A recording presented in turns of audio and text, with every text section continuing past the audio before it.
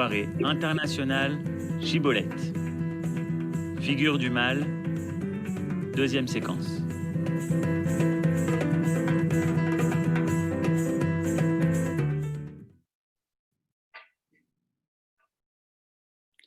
Bien, bonjour à tous, bienvenue pour cette deuxième séquence de notre colloque Figure du mal, effectivement, les soirées internationales de Chibolette.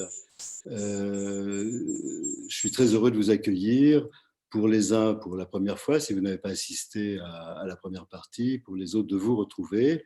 Je crois qu'on peut dire que la première partie a été tout à fait exceptionnelle, tant au niveau de la qualité des interventions que dans ce qui nous a beaucoup surpris, que dans l'atmosphère à la fois chaleureuse et vivante qu'on n'attendait pas avec un Zoom. Je dois dire qu'on a dû modifier, comme vous l'avez vu, le format de cette deuxième partie. Ce ne sont plus des soirées, 5 soirées successives, mais des soirées qui vont avoir lieu tous les 15 jours, le dimanche à 18h30, pour une raison simple qu'on peut vous dire, c'est que ça a été une mobilisation et un travail très, très, très intensif de préparer et de faire ces 5 soirées successives. Et donc, nous n'avons pas forcément les moyens matériels pour rééditer on pourrait dire cet exploit, cet investissement. Et j'en profite d'ailleurs pour faire un petit appel aux personnes qui sont là, qui sont motivées, un peu compétentes et un peu disponibles. Si certains ou certaines ont envie de participer à certaines fonctions de l'association, à certaines tâches de l'association, secrétariale, inscription, intervenir sur le site, vous êtes les bienvenus et vous pouvez tout à fait nous joindre pour en parler. On peut dire que Chibolette est dans une crise de croissance, comme on dit dans d'autres champs, une crise de développement. Chibolette occupe aujourd'hui une place dans le paysage et dans le débat intellectuel, culturel, scientifique, éthique, voire du politique aujourd'hui, tout à fait importante, tout à fait unique, d'une part par sa méthode, qui est cette méthode transdisciplinaire, très rigoureuse, je crois, et par la qualité et le nombre des intervenants qui participent donc à cette démarche collective, les auteurs, les universitaires, les praticiens, les chercheurs, les intellectuels, etc. Voilà. Donc, crise de croissance, aide, on ne peut pas répondre effectivement à toutes les thématiques qu'on aimerait aussi souvent traiter. Ceci dit, cette deuxième séquence, avec un format différent, sera sans aucun doute aussi intéressant, aussi impliqué de la part des intervenants que la première. Et vous le verrez d'ailleurs dès ce soir, je crois, avec la diversité un petit peu des deux thématiques. La première session, l'antisémitisme au miroir de BDS, banalité du mal et figure de la bien-pensance. On va évoquer effectivement 3 abords. On va aborder selon trois façons l'antisémitisme. Avec le BDS, avec Joël Kotek, on espère qu'il sera là parce qu'on n'a pas pu le joindre ces dernières heures. En tout cas, on devrait aborder le symptôme de BDS, qu'est-ce qu'il représente, quelles sont la composition, quelle est son histoire, quels sont les buts. Donc BDS comme symptôme. On pourrait aussi ajouter au fond l'indice de tolérance des États, en particulier en Europe et en particulier en France, l'indice de tolérance de la violence de BDS, de ces manifestations violentes, de ces appels à la haine et à la destruction d'Israël très clairement. On va l'aborder avec Pierre Lursa, avec la question de la banalité du mal, du concept de la banalité du mal, et surtout au travers aussi de l'ambiguïté du succès de ce concept-là.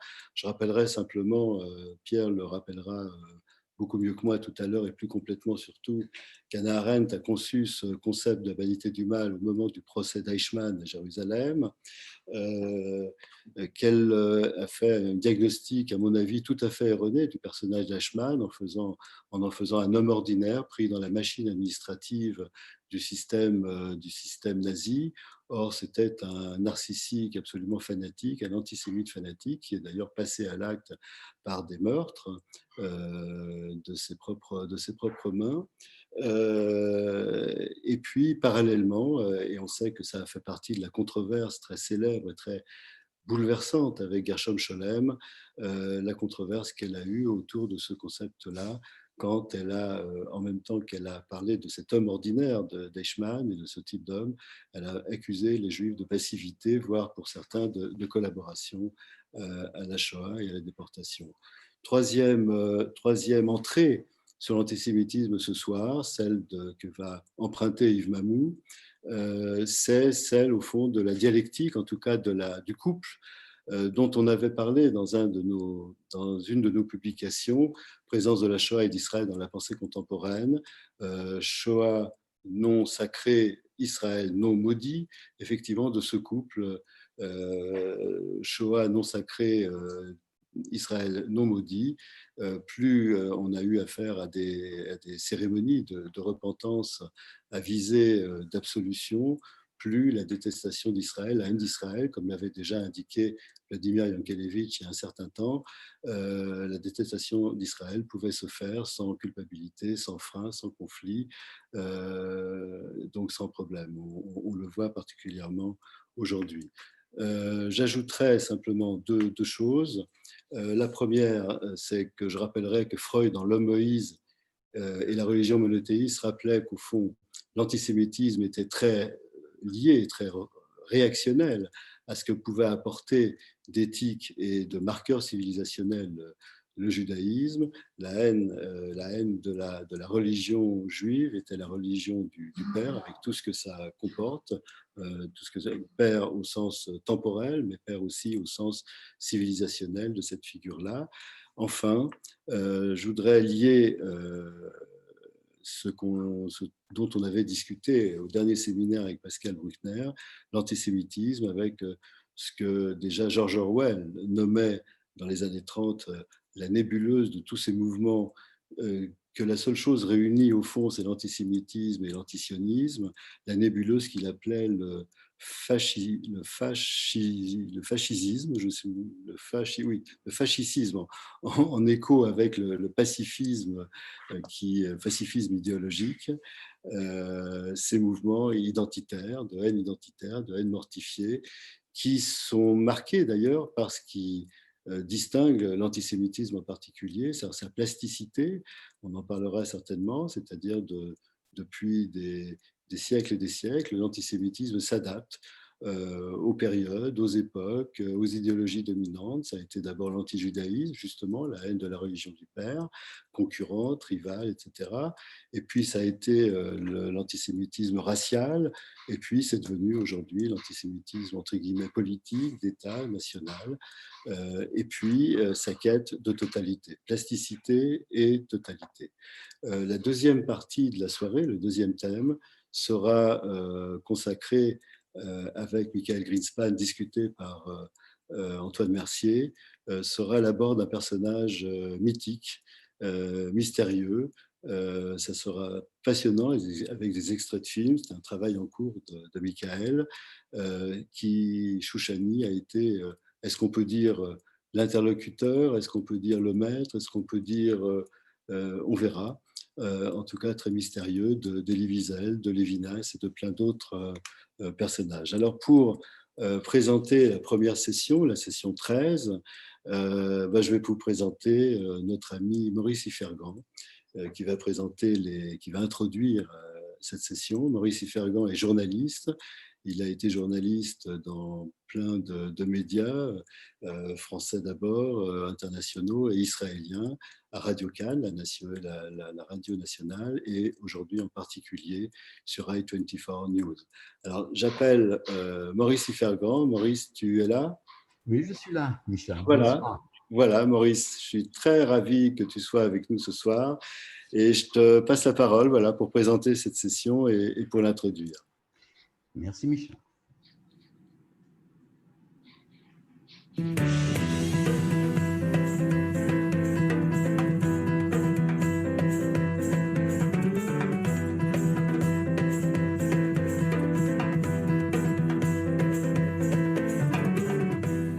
Soirée internationale Chibolette. Figure du mal, deuxième séquence. Merci Micha d'avoir fait de moi ce soir un discutant, alors que d'habitude je suis plus un parlant devant une caméra.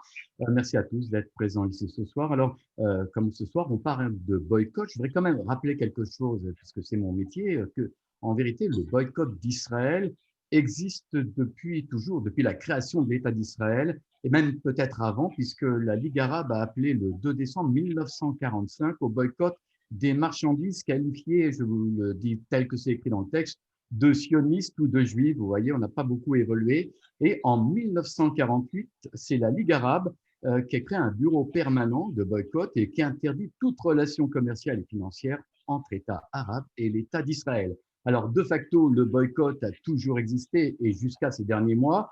Alors, que s'est-il donc passé ce 19 novembre 2020 lorsque Mike Pompeo, toujours secrétaire d'État américain, a déclaré que finalement l'antisionisme et l'antisémitisme, c'est pareil à propos du BDS. Donc, on va commencer tout de suite avec Pierre Lursa, à évoquer ce boycott anti-israélien.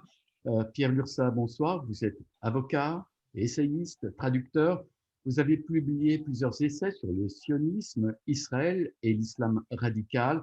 Notamment en 2005, je crois, le sabre et le Coran. En 2008, pour Allah jusqu'à la mort, si je ne me trompe pas. Et en 2017, la trahison des clercs d'Israël.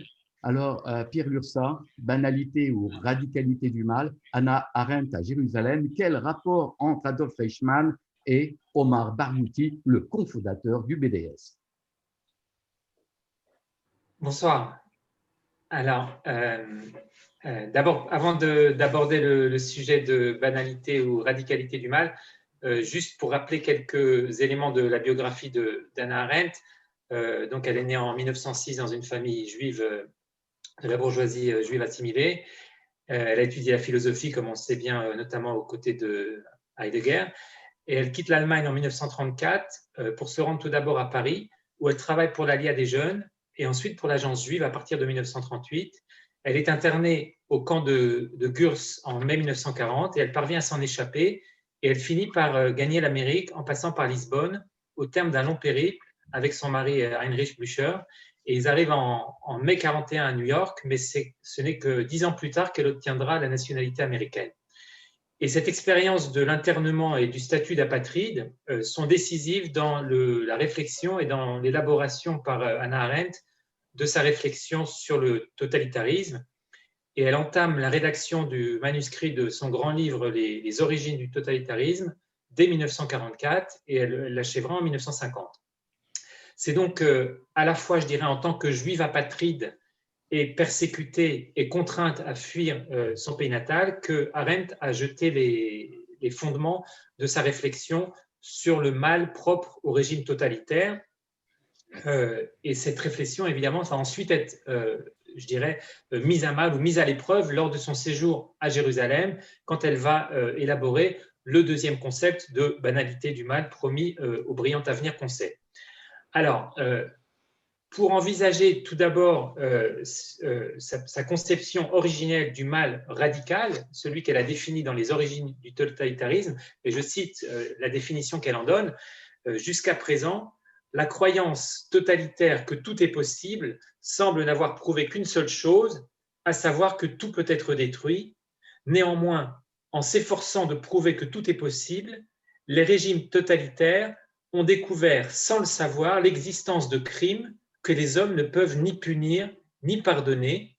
En devenant possible, l'impossible devient le mal absolu, impunissable, autant qu'impardonnable. Fin de citation.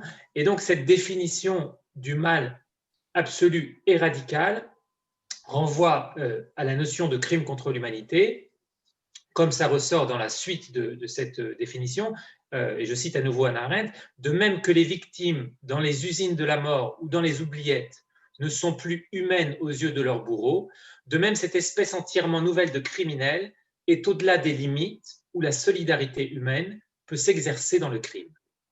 Et ainsi, selon Hannah Arendt, en voulant exclure de l'humanité une catégorie d'hommes, les criminels nazis s'excluent eux-mêmes de l'humanité, et on retrouve cette idée dans les dernières lignes du livre Eichmann à Jérusalem, dans lesquelles Arendt s'adresse à Eichmann directement, en prenant un peu la place du procureur et en lui disant « Puisque vous avez soutenu et exécuté une politique qui consistait à refuser de partager la terre avec le peuple juif et les peuples d'un certain nombre d'autres nations, comme si vous et vos supérieurs aviez le droit de décider qui doit et ne doit pas habiter le monde, nous estimons qu'on ne peut attendre de personne, c'est-à-dire d'aucun membre de l'espèce humaine, qu'il veuille partager la terre avec vous. » Et donc voilà cette définition, je dirais, très lapidaire et très frappante du mal radical, mal absolu, impunissable, impardonnable.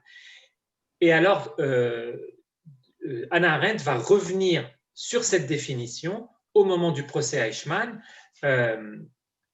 Et donc, quelque part, je dirais, elle va à la fois mettre en pratique sa définition du mal totalitaire et en même temps, elle va finalement la modifier de manière totale pour adopter cette notion d'un mal, de banalité du mal.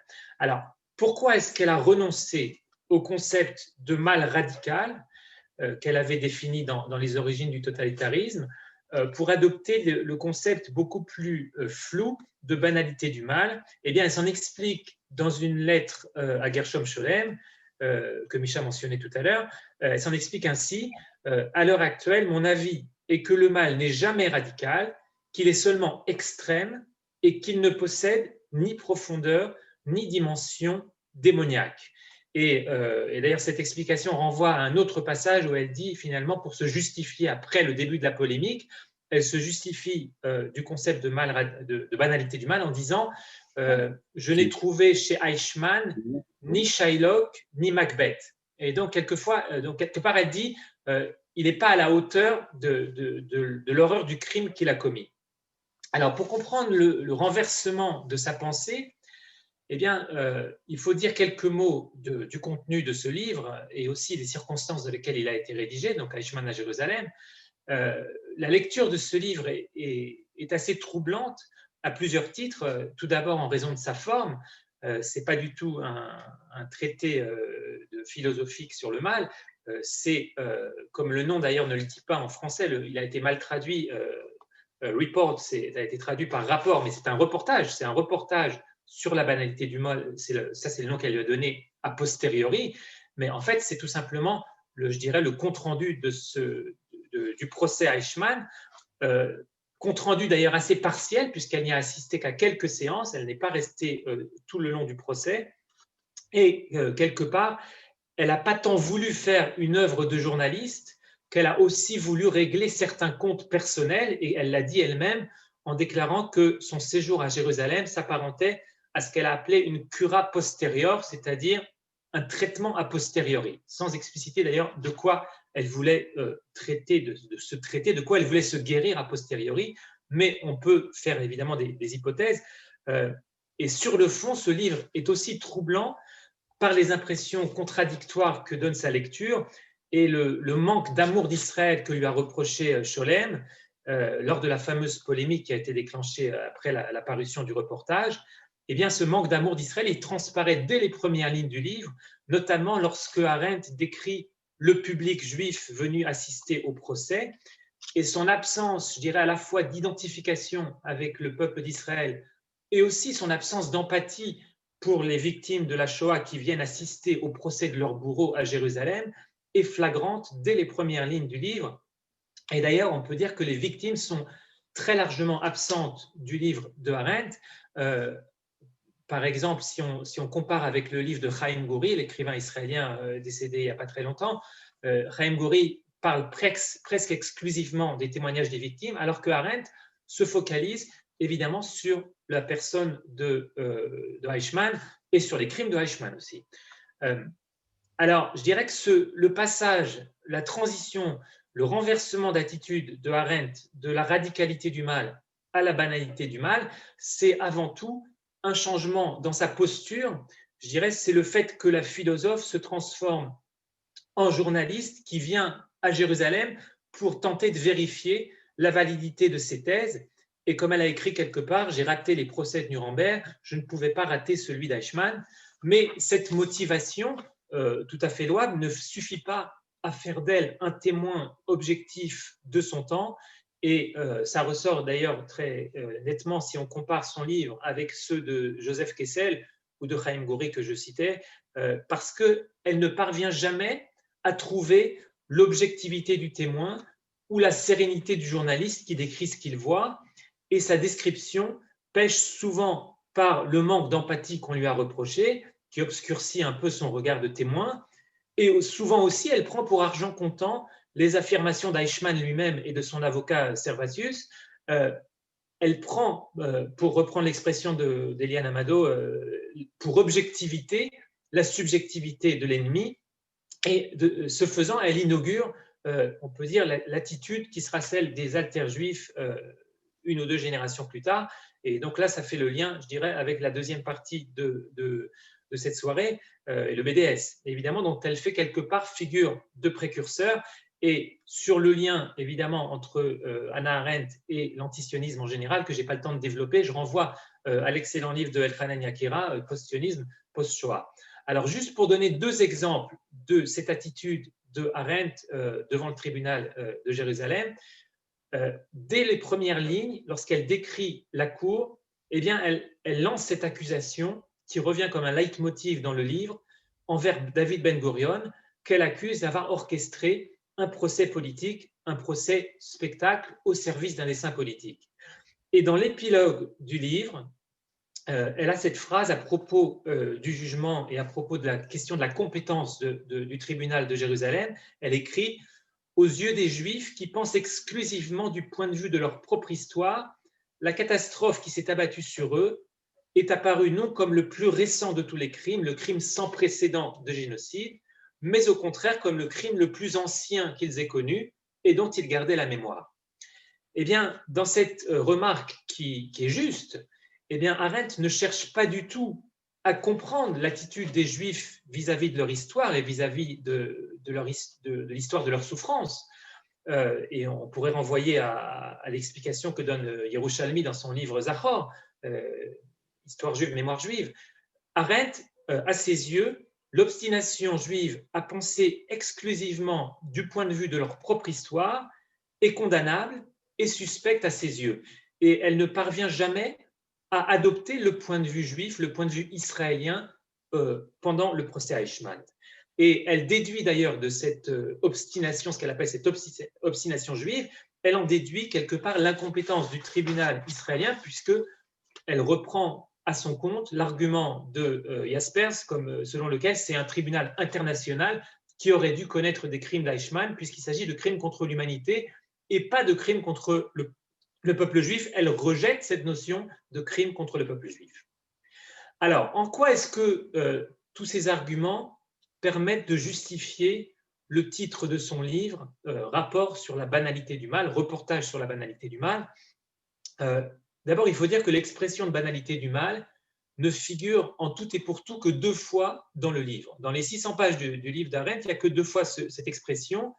Elle apparaît dans les dernières lignes, qui méritent aussi d'être citées, dernières lignes dans lesquelles elle cite les derniers mots d'Eichmann sur l'échafaud, Eichmann qui s'exclame de manière très grandiloquente « Dans peu de temps, messieurs, nous nous reverrons.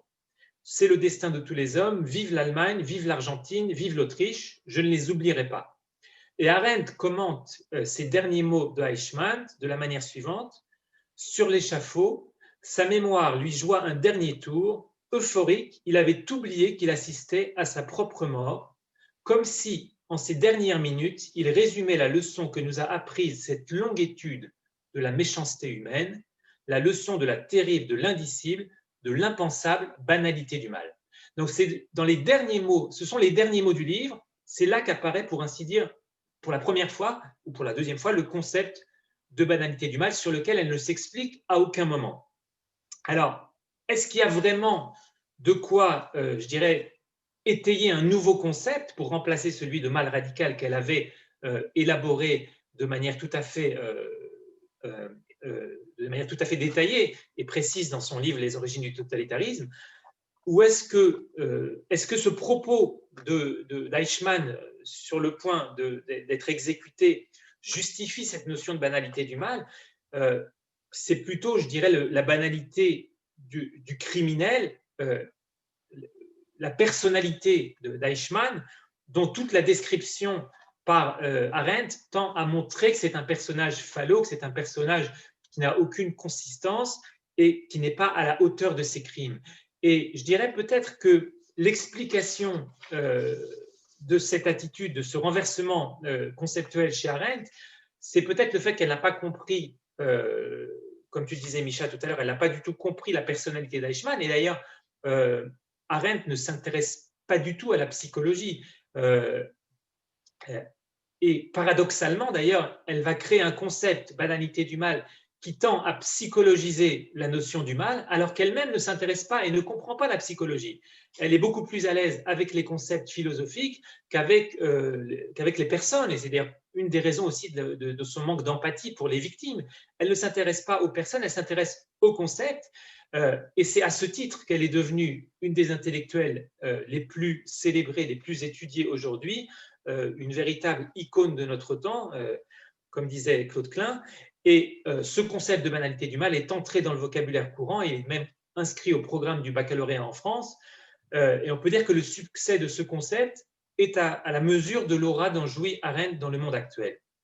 Et une utilisation parmi d'autres qui a été faite de ce concept, de cette notion, c'est celle évidemment du psychologue américain Stanley Milgram, qui a voulu démontrer, lui, de manière expérimentale, ce que Arendt avait affirmé de manière péremptoire à l'issue du procès Eichmann, à savoir qu'il n'y a pas besoin de haine ou d'idéologie pour expliquer le crime, il suffit de se soumettre à l'autorité. Et donc, quelque part, Milgram s'inscrit dans la suite de la banalité du mal, du concept de Hannah Arendt. Alors, cette idée que le mal, finalement, serait le propre de l'homme le plus ordinaire et que même les plus grands criminels de l'histoire, comme Eichmann, seraient des hommes ordinaires, cette idée, elle est sans doute fausse, mais elle est aussi dangereuse, parce que si le mal, comme le pense Arendt, comme elle semble l'impliquer, est partout et dans chaque homme le plus ordinaire, ce qui est une idée d'ailleurs assez banale qu'on retrouve dans la tradition juive ou chrétienne, mais si chacun de nous est aussi un criminel en puissance, comme l'a démontré Milgram à la suite de Arendt, alors en quoi est-ce que Eichmann est plus coupable que les dirigeants juifs des Judenrat, auxquels Arendt a consacré de très nombreuses pages de son livre qui ont fait scandale? Et c'est sans doute le problème le plus grave que pose cette notion problématique, c'est qu'elle tend à psychologiser, comme je disais, et à intellectualiser la question du mal, qui est avant tout une question morale et une question politique. Et je citerai à ce sujet Elchanan Yakira, pour qui Eichmann à Jérusalem est probablement l'ouvrage le plus problématique, sinon simplement le plus mauvais qu'elle a jamais écrit, Arendt, et c'est aussi, à ses yeux, un scandale moral. Alors, un aspect de ce scandale, de ce que Yakira appelle le scandale moral d'Eichmann à Jérusalem, c'est, on en trouve l'illustration dans l'attitude ironique dont Arendt ne s'est départie à aucun moment du procès. Et elle s'en est expliquée par la suite, parce qu'évidemment, c'est un des reproches qu'on lui a beaucoup adressé, notamment en Israël et dans la communauté juive aux États-Unis. Elle a expliqué cette ironie dont elle avait fait preuve pendant le procès et dans son reportage, en disant « J'étais pour ma part effectivement convaincu qu'Eichmann était un clown. J'ai lu son interrogatoire de police, 3600 pages, et je ne saurais dire combien de fois j'ai ri aux éclats. » Donc ça, c'est l'explication que donne Arendt. Évidemment, je dirais que ça n'a pas pu la justifier aux yeux du public, au contraire. Et évidemment, ce rire et cette ironie mordante de Arendt sont évidemment inacceptables pour le public de l'époque, parce que, quelque part, elle a refusé d'emblée de se plier, je dirais, aux règles du jeu du procès Eichmann, et elle s'est un peu conduite à Jérusalem comme l'adolescente rebelle qu'elle était restée. Et par-delà tous les, je dirais, les explications, toutes les explications et tous les débats théoriques sur cette notion de banalité du mal, il y a aussi quelque chose qui tient à sa personnalité, quelque chose de juvénile chez Hannah Arendt, de presque infantile parfois dans sa manière de ruer dans les brancards, de se moquer de tout le monde, et puis après de s'étonner pourquoi est-ce que tout le monde me regarde et pourquoi est-ce que tout le monde me critique. Un peu, ça m'a fait penser, en relisant son livre, à ces adolescents israéliens qui sont pris de fou rire le jour du Yom HaShoah pendant les cérémonies à l'école. Mais évidemment, on peut attendre d'une intellectuelle comme Hannah Arendt qu'elle ne se conduise pas comme un adolescent le jour du Yom HaShoah. Eh bien, quelque part, elle a gardé toute sa vie ce caractère de jeune fille passionnée et rebelle. Et c'est une explication parmi d'autres de ce manque de respect dont elle fait preuve pendant le procès Eichmann, manque de respect envers le peuple juif et envers l'État d'Israël, envers l'histoire juive, comme on l'a dit. Et je citerai pour conclure le jugement de l'intellectuel Vladimir Rabbi, qui comparait l'attitude d'Hannah Arendt avec celle d'une autre intellectuelle juive, d'origine juive très fameuse, Simone Veil. Et je cite Rabbi, elle a ri la sotte comme Simone Veil riant dans le camp de Casablanca en mai 42, en attendant le bateau pour New York, en apercevant de vieux juifs qui attendaient comme elle et qui priaient revêtus de leur talet.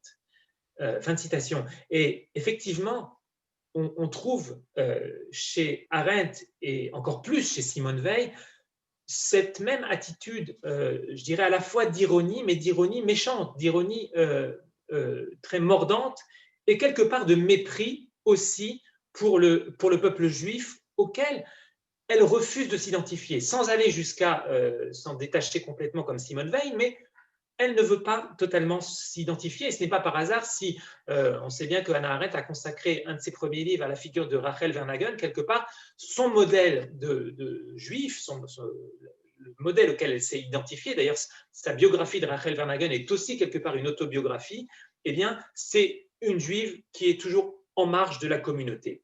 Alors pour conclure ce bref exposé, je dirais que l'attitude d'Hannah Arendt face à la question du mal, elle est emblématique de la manière dont le mal est envisagé aujourd'hui et c'est sans doute une des raisons de son grand succès jusqu'à aujourd'hui, parce que face à Eichmann, un des plus grands criminels de l'histoire humaine, Arendt ne se demande pas pourquoi ou comment il l'a fait, même si elle consacre évidemment de nombreuses pages à expliciter le crime d'Eichmann, mais elle se demande surtout, et c'est ça le titre de son livre, qui il est. Et en cela, elle inaugure une manière d'appréhender le crime qui est tout à fait caractéristique de l'époque contemporaine. Et si on veut, à titre de comparaison, comparer la manière dont cette manière d'aborder le crime et le criminel, en se demandant qui est-ce qu'il est, et la manière dont la Bible, elle, relate le premier crime de l'humanité, eh bien, lisons juste… Encore très vite, un petit mot, on a fini là. Oui, je suis dans mes dernières phrases. Oui. Une conclusion rapide. La Bible dit qu'Caïn se jeta sur son frère Abel et le tua. Et donc, pour relater le premier crime de l'humanité, il n'est pas question de se poser, de savoir qui est Caïn, mais simplement de savoir si sa personnalité est banale ou pas. Et d'ailleurs, la Bible ne contient jamais de description psychologique, parce qu'au regard du droit hébraïque, seul comptent les actes. Eh bien, malgré toute son intelligence, Arendt manquait sans doute non seulement d'amour d'Israël, comme on lui a reproché, mais aussi peut-être d'un petit peu de finesse juive et de Yiddishkeit. Merci pour votre attention. Pierre Lursa, merci beaucoup. Je voudrais quand même, en conclusion, me faire un peu l'avocat d'Hannah Arendt, que je ne connais pas. Je ne connais pas bien ce livre, ni même sa pensée, mais je connais un peu les tribunaux israéliens et Hannah Arendt s'est trouvée face à un tribunal israélien, et un tribunal tout court d'ailleurs, et devant un juge.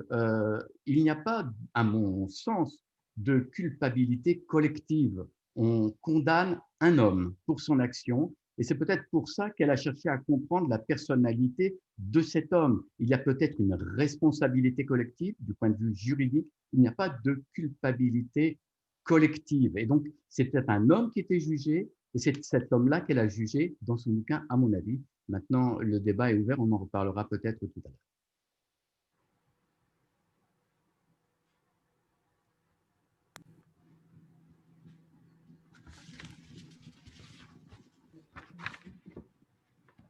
Non.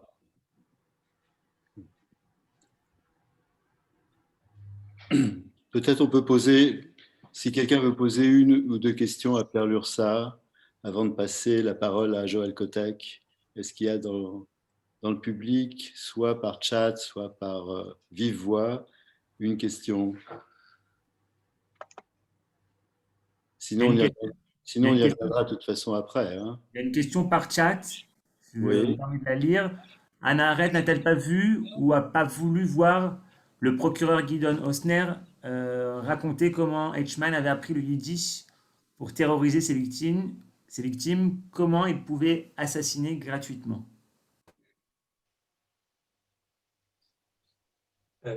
Alors oui, bien sûr que Hannah Arendt n'a pas voulu voir. Elle était très largement, je dirais qu'elle est venue à Jérusalem avec des idées préconçues. Et elle ne s'est pas, comme j'ai essayé de le dire, peut-être pas assez en détail, mais elle ne s'est pas comportée comme un témoin, comme un journaliste qui relate un procès, mais plutôt comme une intellectuelle qui voulait démontrer une thèse. Et évidemment, reste à savoir, et le temps était trop court pour répondre à la question, mais finalement, pourquoi est-ce que Hannah Arendt voulait démontrer cette thèse et pourquoi est-ce qu'elle n'a jamais accepté de jouer le jeu quelque part de faire confiance à la justice israélienne et pourquoi d'emblée le livre s'ouvre tout de suite par une accusation contre Ben Gurion, contre la justice israélienne, au lieu de se contenter plus modestement de relater l'événement extraordinaire qu'était le procès Eichmann. Je crois qu'on ne peut pas non plus oublier, mais ce n'est pas forcément le sujet non plus, sa relation à Heidegger, c'est-à-dire la posture qu'elle a eue au procès d'Eichmann était peut-être aussi une façon d'amender un petit peu la passion qu'elle continuait à avoir pour Heidegger, puisqu'elle a continué sa relation avec lui après la guerre, alors qu'on savait effectivement qu'il était au parti nazi, etc., etc. Donc il y a certainement quelque chose de la passion aussi chez cette femme qui a probablement aveuglé ont participé en tout cas à sa posture ailleurs. Bon, on en reparlera peut-être. Maurice, on va présenter Joël Kotek. Oui. À toi.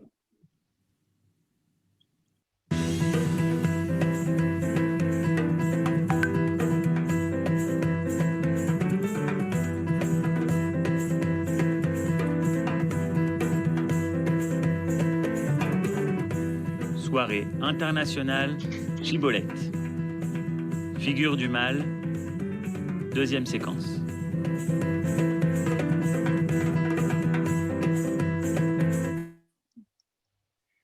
Joël Kotek, bonsoir.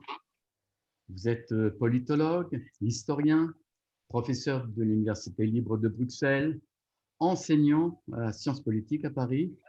Vous êtes aussi conseiller, on m'a dit, de direction au Parlement francophone bruxellois et membre du comité scientifique Chibolette. Alors, en 2015, vous avez écrit un ouvrage qui s'appelle « Israël et les médias belges francophones au miroir du conflit israélo-gazaoui de l'été 2014 entre désinformation, malinformation et importation du conflit ». C'est tout un programme.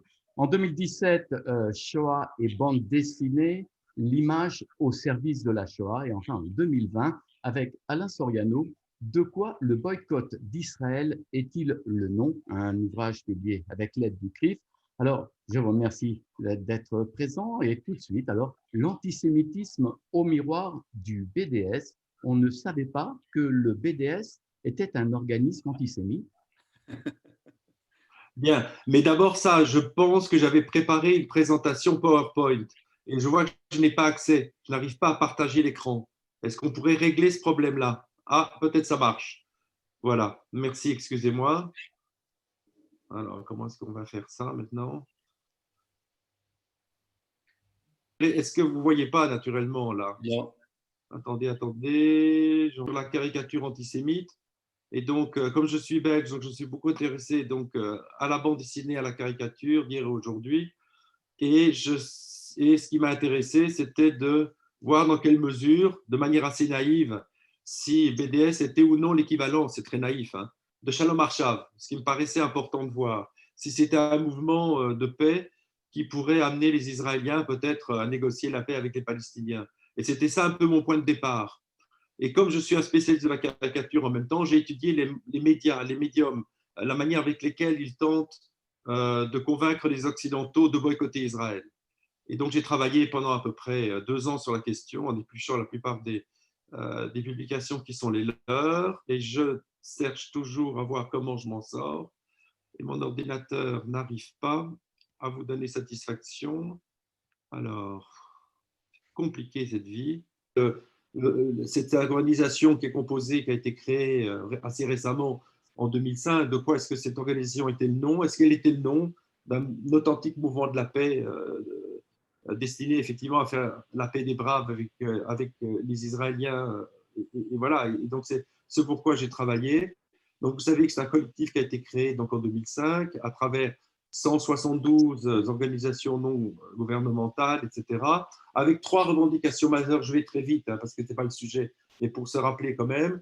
D'abord, la fin de l'occupation et de la colonisation de tous les territoires arabes, le droit au retour des réfugiés palestiniens et l'égalité des droits entre les citoyens à l'intérieur d'Israël. Alors, a priori, pourquoi pas, si vous voulez, ce sont des objectifs qui paraissent honnêtes.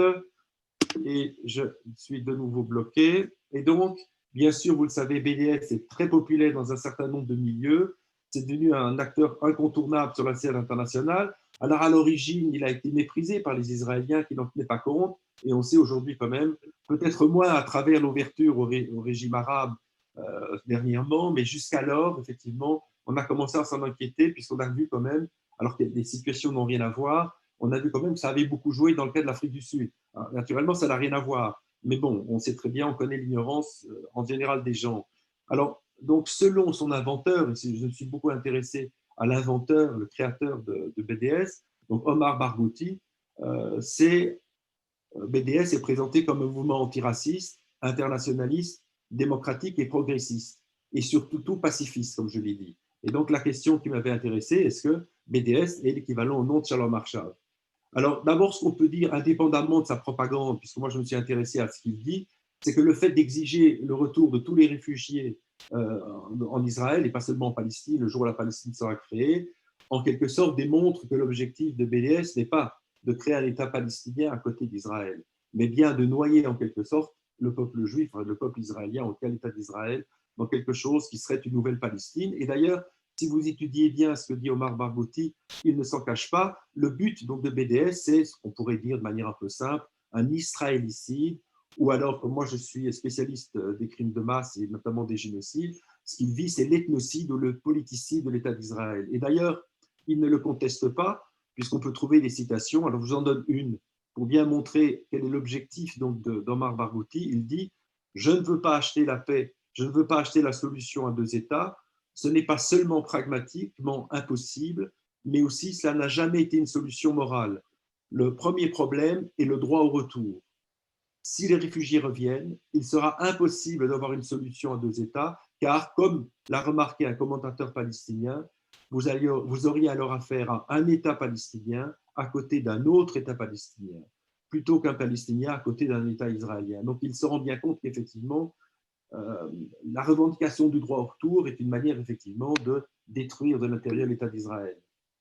Et d'ailleurs, c'est en ça que BDS est en quelque sorte le bras pacifique du front d'Urfu. Et donc c'est en quelque sorte le bras pacifique, je dirais plutôt du Hamas que l'autorité palestinienne.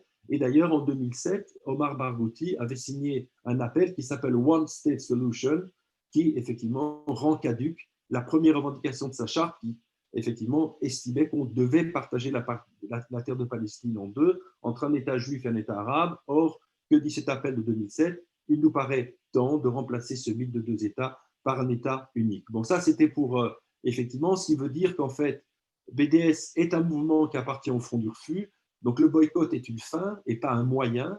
Hein, on pourrait estimer effectivement que ça pourrait être un moyen de faire plier les Israéliens pour les amener à la négociation. Ce n'est pas le cas. C'est un moyen de détruire Israël au nom du bien, et c'est ce qu'ont compris un grand nombre de gens qui, effectivement, n'apprécient pas, n'aiment pas le signe juif, et c'est ce qui explique, en gros, la popularité de BDS auprès non seulement de l'extrême gauche, mais aussi de l'extrême droite. Hein, vous voyez des mouvements comme Alain Soral, etc. Et donc, BDS c'est la caisse de résonance aujourd'hui du nouvel antisémitisme. L'antisémitisme qu'a si bien décrit notamment Pierre-André Taguieff, un antisémitisme qui est basé, qui a 3 pieds, qui a bien sûr l'extrême droite, classique, antisioniste, l'extrême gauche ou l'islamo-gauchisme, et bien sûr le monde arabe. Alors, de quoi? Alors, justement, ce que je vais essayer d'expliquer maintenant, c'est qu'il y a des invariants antisémites depuis à peu près 1000 ans qui sont véhiculés à l'encontre du peuple juif et qui aujourd'hui sont réutilisés, que BDS réinvestit. Et donc, moi, ce qui m'intéresse, et je travaille sur ça depuis des années, c'est ce qu'on appelle les mythes anti-juifs, et le fait qu'effectivement qu'il y a une diversité de configurations anti-juives n'exclut nullement le fait qu'il existe des invariants dans l'antisémitisme, qui sont d'ordre à la fois thématique et d'ordre rhétorique. Et donc, on peut ainsi réduire l'ensemble des représentations négatives, les préjugés, les stéréotypes, et des thèmes d'accusation visant les Juifs, accumulés depuis le monde antique, à un petit nombre de récits qu'on peut concevoir justement comme des mythes. Alors, ces mythes, ces récits anti-juifs plus ou moins élaborés, qui circulent sous la forme de légendes ou de rumeurs, donc qui constituent la dimension idéologique de la judéophobie, ce sont bien sûr des mythes répulsifs, qui essentialisent le peuple juif, qui les déshumanisent. Alors on parle de différentes formes, l'animalisation, la démonisation, la réification et la criminalisation, etc. Alors pour aller vite, il y a 3 grands mythes. Le mythe du juif déicide, qui commence avec l'affaire Judas, le fait que les Juifs seraient responsables de la mort du Christ, le fait que les Juifs, c'est le mythe de la haine de l'autre, que les Juifs, en quelque sorte, se sentant d'une supériorité, en quelque sorte, ont la haine du genre humain. Et puis moi, ce qui m'intéresse particulièrement dans le cas de BDS, c'est le mythe de l'infanticide et du cannibalisme rituel, qui sous-entend une cruauté intrinsèque du groupe juif, et donc qui donne une disposition au meurtre comme un trait culturel invariant, à travers donc le juif qui est construit comme un ennemi satanique du genre humain, et donc comme un tueur d'enfants. Donc le fait que les juifs sont considérés comme des tueurs d'enfants hier, et comme je le dirais, qui est aujourd'hui véhiculé dans la propagande, notamment de BDS. Et donc cette idée de vampirisme juif, de crime rituel, il est difficile, effectivement, comme je le souligne dans beaucoup de mes écrits, de trouver dans la longue histoire du folklore européen une rumeur plus convaincante et bien sûr absurde, mais aussi plus facile à ressusciter que celle du juif suceur de sang, et spécialement de sang d'enfants, hier chrétiens et aujourd'hui bien sûr palestiniens. Et donc, pour aller vite, c'est quoi? Pour aller vite, pour vous montrer l'iconologie du siècle passé, la première affaire de crime rituel, elle surgit en Angleterre au XIIe siècle, en 144. On accuse les Juifs, et c'est déjà un complot. Les Juifs de Narbonne auraient donné mandat aux Juifs de Norwich, en Angleterre, d'assassiner un petit enfant chrétien. Et à travers ça, on aura dans l'Occident chrétien à peu près 200 affaires de rituels, la dernière se situant au XXe siècle. C'est le fameux pogrom de Kielce en 1946. Et donc, 200 affaires qui se terminent toujours, bien sûr, très mal pour les Juifs, qui sont bien sûr condamnés, exécutés, et les enfants chrétiens systématiquement canonisés ou béatifiés. Et donc, tout ça se retrouve dans la peinture. Là, ce sont des représentations d'un tableau d'un peintre français dans une cathédrale à Sandomierz en Pologne, etc.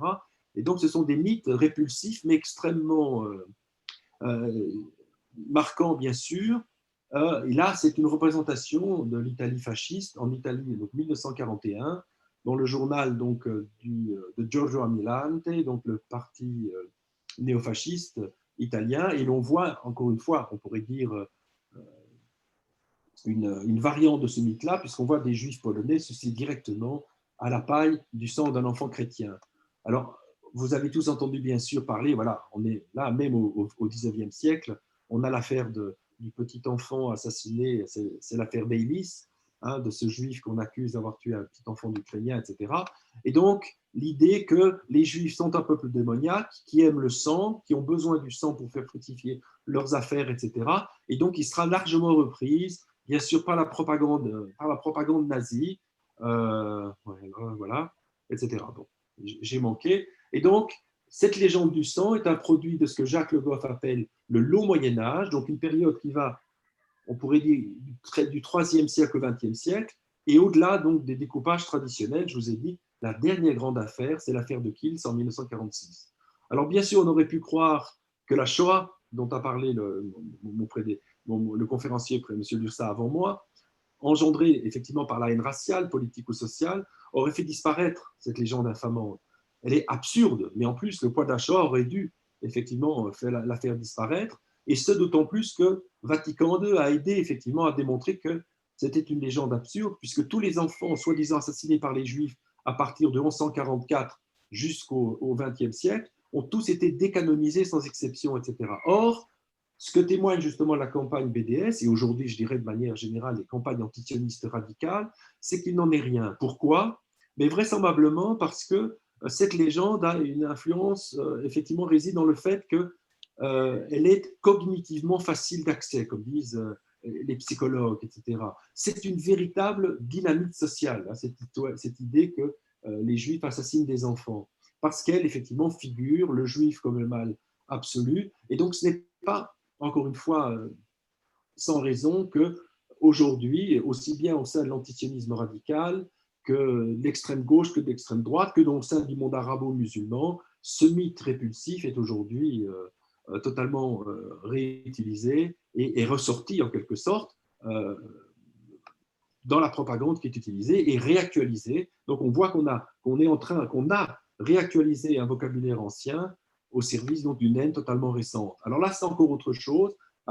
J'aborde déjà la deuxième partie de mon exposé pour montrer qu'est-ce qu'essaye de faire passer BDS dans ces campagnes qui visent à persuader le chaland européen moyen de ne plus acheter des produits israéliens.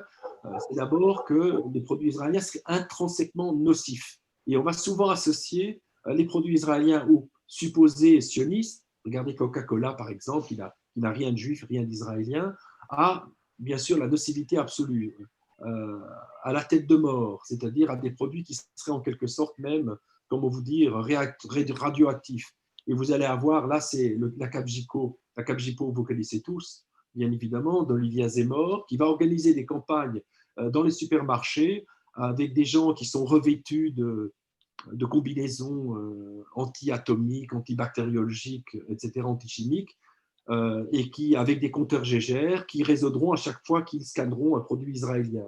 Donc, toujours cette idée, encore une fois, du mal absolu, en quelque sorte, des produits hier juifs et aujourd'hui israéliens. Et des campagnes assez actives à la sauver dans des supermarchés. L'idée aussi que, effectivement, par définition, la culture israélienne est une culture dangereuse, est une culture, encore une fois, empreinte de haute criminalité. Et vous voyez qu'on va amener, pour pousser les gens à ne pas aller assister notamment au ballet, au fameux grand ballet israélien dont j'ai oublié le nom, qui sont basés à Tel Aviv, on va associer systématiquement, encore une fois… Batsheva. Bien sûr, les ballets Batsheva, on va les associer, encore une fois, à l'armée israélienne et encore une fois au crime, en quelque sorte, au crime extrême. La même chose pour l'extraordinaire Jerusalem Quartet, qui va être boycotté, etc. Mais bon, ce qui m'intéresse plus, ça, bon, à la limite, on peut non pas l'accepter, mais c'est à la limite presque de bonne guerre, pourrait-on dire. Mais ce qui est pire, c'est qu'on va associer surtout l'idée à la campagne BDS, à cette idée de vampirisme juif, qui va être présent pratiquement dans la plupart des campagnes sur lesquelles j'ai travaillé. Et voilà un exemple typique, effectivement, d'une campagne qui est destinée à amener les chalands européens ou américains, par exemple, à ne plus utiliser des produits Johnson & Johnson, alors qui n'ont rien de juif, mais qui sont simplement vendus dans les supermarchés israéliens.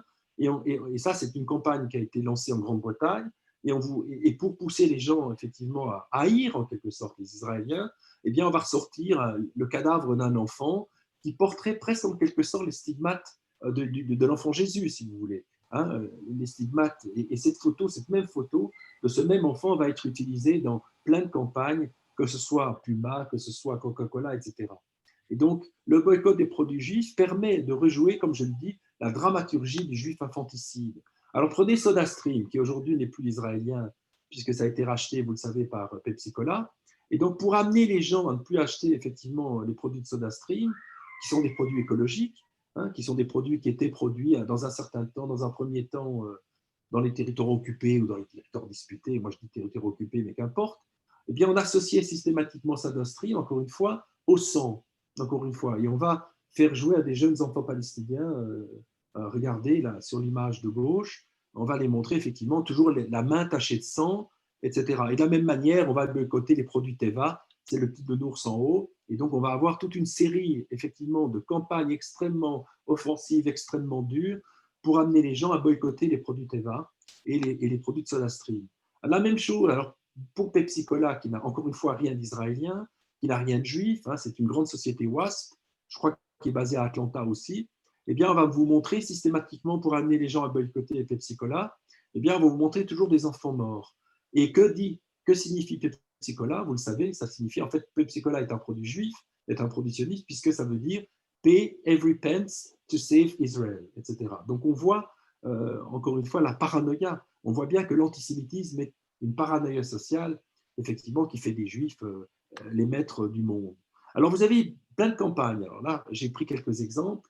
Alors, il y a Puma, parce que Puma donne je crois, habille l'équipe nationale israélienne, mais même Adidas, hein, encore une fois, qui est une multinationale allemande, etc. Eh bien, pour amener les gens à boycotter, on va vous montrer toujours un enfant écrasé et un enfant mort. Toujours cette idée-là. Encore une fois, la même chose pour Coca-Cola. Hein, est-ce que ça ne vous fait pas mal? Et on va vous montrer un enfant, le sang, etc. Donc là, c'est encore une fois autre chose. Toujours l'idée du vampire juif, etc. Là, c'est une tournée d'un chef d'orchestre israélien, etc. Et pour amener, c'est en Amérique latine, pour amener les gens à ne pas assister à ces concerts, eh bien, on va montrer ce pauvre chef d'orchestre, Charlovski, avec le sang, effectivement, et bien sûr le sang, vous l'imaginez bien, non seulement, mais surtout d'enfants palestiniens. Alors, tous les produits, hein, tous les produits qui sont vendus en Israël ne sont pas épargnés. Regardez les produits Garnier. Vous voyez, regardez, c'est l'after baby killing, etc. Et donc, pourquoi? Parce que, soi-disant, les produits Garnier serviraient peut-être, qui sait, hein, à laver les cheveux des soldats de Tsahal, on n'en sait rien. Et donc, il faut le boycotter absolument. Et donc, ce sont des campagnes extrêmement agressives qu'on ne trouve contre aucun autre pays. D'ailleurs, il n'y a pas d'autres pays qui sont l'objet de campagnes de boycott de cette sorte-là. Et donc, tout est bon à prétexte pour boycotter Israël, encore une fois, Coca-Cola. Et donc, on veut dire boire Coca-Cola, c'est soutenir l'État d'Israël. Et on va associer Coca-Cola, encore une fois, et là, j'en ai des images comme ça, j'en ai 30, si vous voulez, mais je ne peux pas parler trop longtemps. Et donc, je vous montre quelques exemples, encore une fois, où on va associer Coca-Cola à l'enfant meurtri, à l'enfance palestinienne, etc., martyrisée, etc. Et là, vous avez le plus grand caricaturiste altermondialiste que vous connaissez tous sans doute, qui s'appelle Latouf, qui est brésilien, et qui va vous montrer que acheter des produits israéliens, c'est en quelque sorte contribuer au génocide du peuple palestinien. Regardez la boîte de conserve, et que trouve-t-on à l'avers sur ces boîtes de conserve? Le cadavre d'un enfant palestinien. Et donc, encore une fois, la même chose. Je vous l'ai déjà montré, c'est Johnson & Johnson. Plus jamais ça, boycotter Israël. C'est le même enfance, sous un autre, d'une manière différente. Et on voit tout le vocabulaire, à la fois du génocide et aussi la Shoah. Hein, regardez, qu'est-ce fait pour mériter toute cette galère? Et vous voyez, c'est tout enfant palestinien. On a l'impression qu'il est dans un camp d'extermination, un camp de concentration nazi, etc. Encore une fois, donc si vous consommez Coca-Cola, c'est vous buvez le sang des innocents de Gaza, boire Coca-Cola, c'est tuer Gaza, etc. Et donc, vous avez toutes les campagnes qui sont organisées. Là, c'est une campagne d'Oxfam pour amener les gens à boycotter les oranges d'Israël. Je crois qu'ils ne sont plus produits, qu'ils ne sont plus vendus.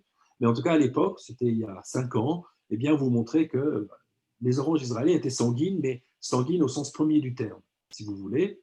Et donc, Oxfam, c'est quand même une grande société. Et puis, vous avez un théâtre de rue ressuscité, comme au Moyen-Âge, où vous avez, dans la principale rue commerçante de Bruxelles, vous avez des militants, qui sont sans doute les meilleurs militants du monde, qui vont organiser des sittings ou du théâtre, comme je l'ai dit, hein, où on vous montre toujours le mythe du landau. Je pourrais aussi vous parler du landau, qui est toujours associé depuis le film du Curse Potemkin d'Einstein, hein, le landau, l'enfance. Et donc, systématiquement, quand vous avez une manifestation anti-israélienne, on va toujours vous montrer un landau sur lequel vont tomber des bombes israéliennes. Et c'est exactement le cas de cette manifestation où vous avez la mort qui demande, effectivement, qui plane au-dessus des enfants et qui exige des citoyens de Bruxelles de ne plus consommer israélien. Et là, c'est une vidéo devant une grande banque belge qui a une succursale en Israël, qui n'est pas juive, mais vous avez des militants qui boivent du sang, donc en fait, ils boivent du jus de tomate, bien évidemment, et qui vous montrent, qui tentent de vous expliquer que cette banque, en commerçant, en menant des opérations financières avec Israël, eh bien, contribue au vampirisme juif, etc. Alors, est-ce que c'est une croyance ou une stratégie? C'est la question, effectivement. Moi, je pense que c'est à la fois une croyance et en même temps, c'est une stratégie, tout simplement. Une stratégie parce qu'on sait que c'est cognitivement facile et on sait que ça marche. Et je termine sur ça, encore une fois, que pour essayer d'expliquer que BDS, excusez-moi, c'est une sorte de lieu syncrétique, justement, qui permet de communier à cette nouvelle religion qu'est le palestinisme, si vous voulez. On n'a plus de grande espérance, il reste la cause palestinienne. Et donc, lors de la grande manifestation qui avait lieu à Paris, visant à séparer, vous vous en souvenez, le CRIF de l'État, mythe antisémite s'il en est, du pouvoir juif sur l'État, eh bien, vous aviez à la fois des gens d'extrême gauche et des gens d'extrême droite. Alors là, ce sont la droite catholique française, c'est Civitas, qui est les gens qui refusent Vatican II et qui ont manifesté, qui ont participé à cette manifestation, donc pour la séparation du CRIF et de l'État. Là, on est dans l'extrême droite, on est plutôt du côté de Soral, d'Alain Soral, bien évidemment, où là, on vous dit que le CRIF, ça signifie contrôle de la race inférieure française, mais aussi des marxistes, des communistes. Vous aviez aussi des gens des jeunesses communistes, à la séparation du CRIF et de l'État, qui ont manifesté pendant cette manifestation-là. La droite radicale, le cercle des volontaires, et bien sûr les musulmans, à travers le grand Tariq Ramadan, et François Burgard, vous connaissez tous bien évidemment, ce professeur d'Aix-en-Provence, ex-professeur émérite d'Aix-en-Provence, qui dit « À quand une courageuse loi républicaine sur l'opération du CRIF et d'État ?» Et Tariq Ramadan qui lui dit « Bonne question ». C'était avant ces ennuis bien évidemment judiciaires. Et puis donc l'antisémitisme aussi populaire, etc. Nous, peuple français, exigeons une loi pour la séparation du CRIF et de l'État, combattons la Shoah en Palestine, etc. Voilà, j'ai été vite. Je m'excuse effectivement des incidents, mais finalement, je suis arrivé plus ou moins à ce que je voulais. Je vous remercie et désolé d'avoir été un peu, d'ailleurs, en retard au début de cette réunion. Joël Kotek, merci beaucoup. Vous avez même été un peu plus court que prévu. Est-ce qu'il y a des questions parmi les Zoomers qui sont avec nous ce soir? Les Zoomers, c'est une bonne idée, ça. Il y avait les Bibi Zoomers. Il y a les Zoomers, il y a les discutants. Alors moi, j'ai une question en attendant que d'autres se réveillent. On a vu des images d'une violence inouïe, une agressivité dans le message incroyable, mais ma connaissance des effets du boycott au côté israélien montre que finalement, ce n'est pas très efficace. Parce que moi, j'ai eu l'occasion de discuter avec des membres du patronat israélien qui me disent que finalement, les effets de ces campagnes BDS sur l'activité israélienne, de production israélienne et la vente, l'exportation israélienne est vraiment marginale. Alors, est-ce que le but, c'est vraiment de gêner économiquement l'État d'Israël pour le contraindre à changer de position et d'attitude, ou même à délégitimer sa présence, ou il y a autre chose derrière? Il y a une volonté de sataniser Israël plus que finalement d'empêcher la vente de ses produits. Non, je crois que vous avez raison, il y a les deux, mais c'est surtout l'idée de sataniser Israël. Et ce qu'il faut savoir quand même, c'est que ça marche malheureusement. C'est que les nouvelles générations qui arrivent sont totalement ignorantes.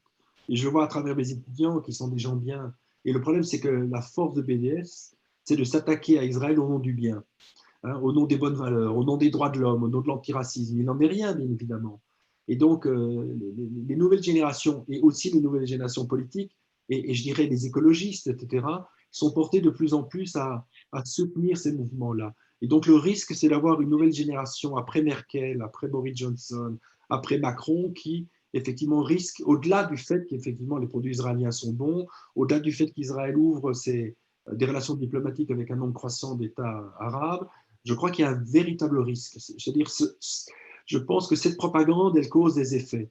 Elle cause des effets à moyen et à long terme. Je veux dire, on ne sort pas indemne de représenter systématiquement les Israéliens comme des tueurs d'enfants. Je veux dire, ça a marqué, et c'est ce qui a conduit quand même à la Shoah. Dan Katarivas, qui est un économiste israélien, membre du patronat justement, qui travaille pour le patronat israélien, expliquait même que finalement le plus gros danger, ce n'est pas ce boycott direct des produits israélien sur les marchés européens ou américains, mais c'est ce qu'il appelle le boycott passif, c'est-à-dire pour un directeur d'entreprise finalement qui doit faire des choix économiques et financiers, passer un contrat avec une société israélienne alors qu'il n'est pas obligé, il n'est pas contraint de le faire, il n'est même pas antisémite, il n'est même pas contre Israël, mais il va se dire pourquoi je vais aller chercher des ennuis. Donc finalement, par omission, on se restreint, on restreint ces contrats avec Israël, et c'est ça peut-être pour lui le plus gros danger pour l'économie israélienne. Oui, mais ce qu'il faut savoir, vous avez tout à fait raison, c'est en quelque sorte ce qu'on appelle le phénomène d'autocensure, si vous voulez. Bien sûr, et pourquoi s'attirer des problèmes? Je veux dire, vous avez la chance, vous, la plupart d'entre vous, de vivre en France. Vous avez une communauté puissante. Bon, mais la communauté française est une dernière grande communauté de diaspora. La diaspora a pratiquement terminé. Enfin, je veux dire, il reste la France, la Grande-Bretagne, mais partout ailleurs, prenez des pays comme la Norvège, comme la Suède, même le pays comme la Belgique, où les Juifs sont pratiquement en voie de disparition, et on n'a pas d'intellectuels, de gens qui sont à même effectivement de défendre l'image d'Israël et aussi la réalité de ce qu'est ce pays. Et donc, compte tenu de ces détériorations, et donc on peut avoir de plus en plus des manifestations de ce qu'on appelle, comme vous le dites vous-même, ce boycott passif. Et donc, Israël n'est pas l'Afrique du Sud, mais pour beaucoup de gens que je fréquente, il l'est. Et en politique, ce qui compte, ce n'est pas la réalité, c'est la représentation qu'on a de la réalité. Et la représentation de la réalité n'est pas bonne. Et donc, je pense qu'il faudrait absolument arriver à pouvoir démontrer le caractère vicieux et je dirais surtout raciste de ces campagnes-là. D'autres questions? C'est pas tellement une question. Allô? Oui, allez-y. Oui, bonsoir. C'est pas tellement une question. Je l'ai d'ailleurs écrit. Je voulais juste signaler à Monsieur Kotek et à tout le monde le livre de l'anthropologue polonaise Joanna Tokarska-Bakir qui s'appelle Légende du sang, pour une anthropologie de l'antisémitisme chrétien que j'ai traduit en 2015 aux éditions Albin Michel. C'est l'ouvrage le plus complet, à mon avis, sur la question de la légende du sang, depuis ses origines jusqu'au dernier pogrom de Kielce. Et Madame Tokarska-Bakir a d'ailleurs écrit un ouvrage précisément sur le pogrom de Kielce qui n'est pas traduit, sous anathème, où elle fait ce qu'elle appelle le portrait social donc de toute cette histoire. Et je pense que c'est une chercheuse qui est allée le plus loin dans l'analyse des fantasmes qui sous-tendent donc tout ce qui est le côté imaginaire depuis le début, et dans cette histoire des enfants et du sang tiré pour produire les matzot. Voilà, je conseille à tout le monde la lecture de cet ouvrage très instructif. Voilà. Merci Avec beaucoup. le fait, bien sûr, que j'ai lu l'ouvrage et que effectivement, c'est un des meilleurs ouvrages qui a été écrit sur la question, il est indépassable. Vous avez totalement raison. Moi, je lis une question là dans le chat de Viviane Chétrid-Vatine, si elle voulait se manifester. Il nous explique que ce serait important de faire connaître cette propagande aux Israéliens fort peu conscients de l'antisémitisme en Europe et ailleurs. Est-ce que vraiment les Israéliens n'ont pas conscience de ce qui se passe en Europe? C'est pas à moi qu'il faut poser cette question-là. Hein. À Viviane. Ah. Moi, je voudrais poser une question qui est liée à celle-là. Oui? Allez-y, Oui, oui. Joël a commencé au début justement en parlant de Sholom Arshav et tout ça. Je voudrais poser la question. Là, Viviane parle d'Israël, mais ce n'est pas en Israël. La majorité des partisans du boycott, en tout cas en France, sont les intellectuels juifs. Et les intellectuels juifs assument jusqu'à quel point sont-ils les idiots, sont-ils ignorants, ou est-ce que, je pourrais donner des noms, hein, la plupart de mes copains, hein, tout le monde est pour le boycott. Et je voudrais savoir comment il faut comprendre ça, c'est-à-dire est-ce que c'est par ignorance ou est-ce que c'est par une haine de soi délibérée? C'est-à-dire que tout ce que dit Joël, qui est formidable, hein, ils le savent tout ça, et pourtant ils défendent à fond. hein, à commencer par tous. Autrefois, c'était, je ne vais pas donner des noms, mais enfin, on les connaît, hein, Lévy Leblond, tout ça et tout. Tous les il en a cité même. Hein, Joël, il a cité Azamor et tout. C'est des juifs. Hein, voilà. Question. Pour rebondir, Oui, allez-y, oui. Oui, allez-y. Allô? Oui, Richard, vas-y. Oui, pour rebondir ce que vient de dire Claude et pour relier les deux intervenants, est-ce qu'on a remarqué avec quel plaisir les adorateurs de BDS adorent citer Hannah Arendt? Est-ce que cela est si étrange que cela? Je parle, qui parle? Joël, réponds. Oui.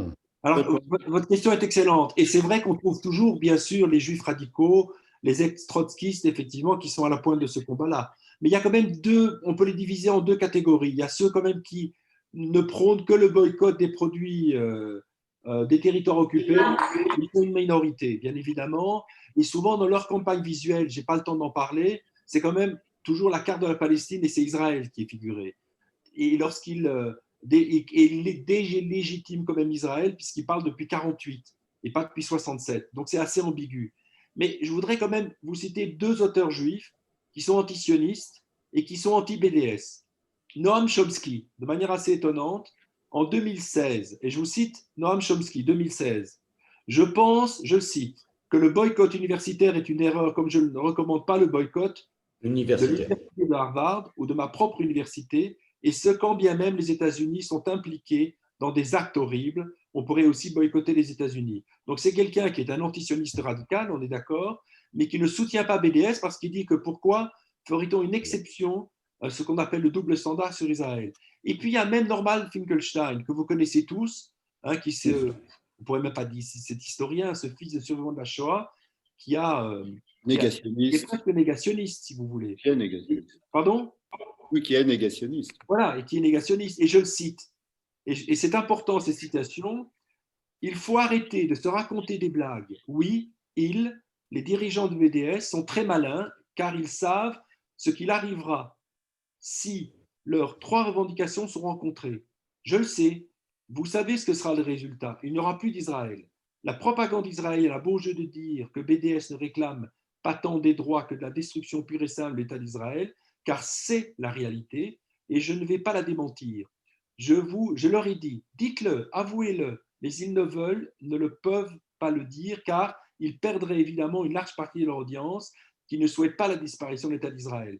Je soutiens BDS, mais ce mouvement ne pourra s'imposer au sein de l'opinion publique mondiale que s'il accepte de reconnaître le droit d'Israël à l'existence, et là, il risque carrément la scission.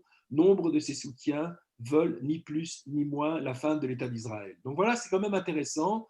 Et je pourrais dire la même chose aussi de l'ancien sociologue polonais Zygmunt Bauman, qui lui aussi ne soutient pas, si vous voulez, BDS, au tenu du fait que BDS ne veut pas effectivement un boycott, mais veut la destruction de l'État d'Israël.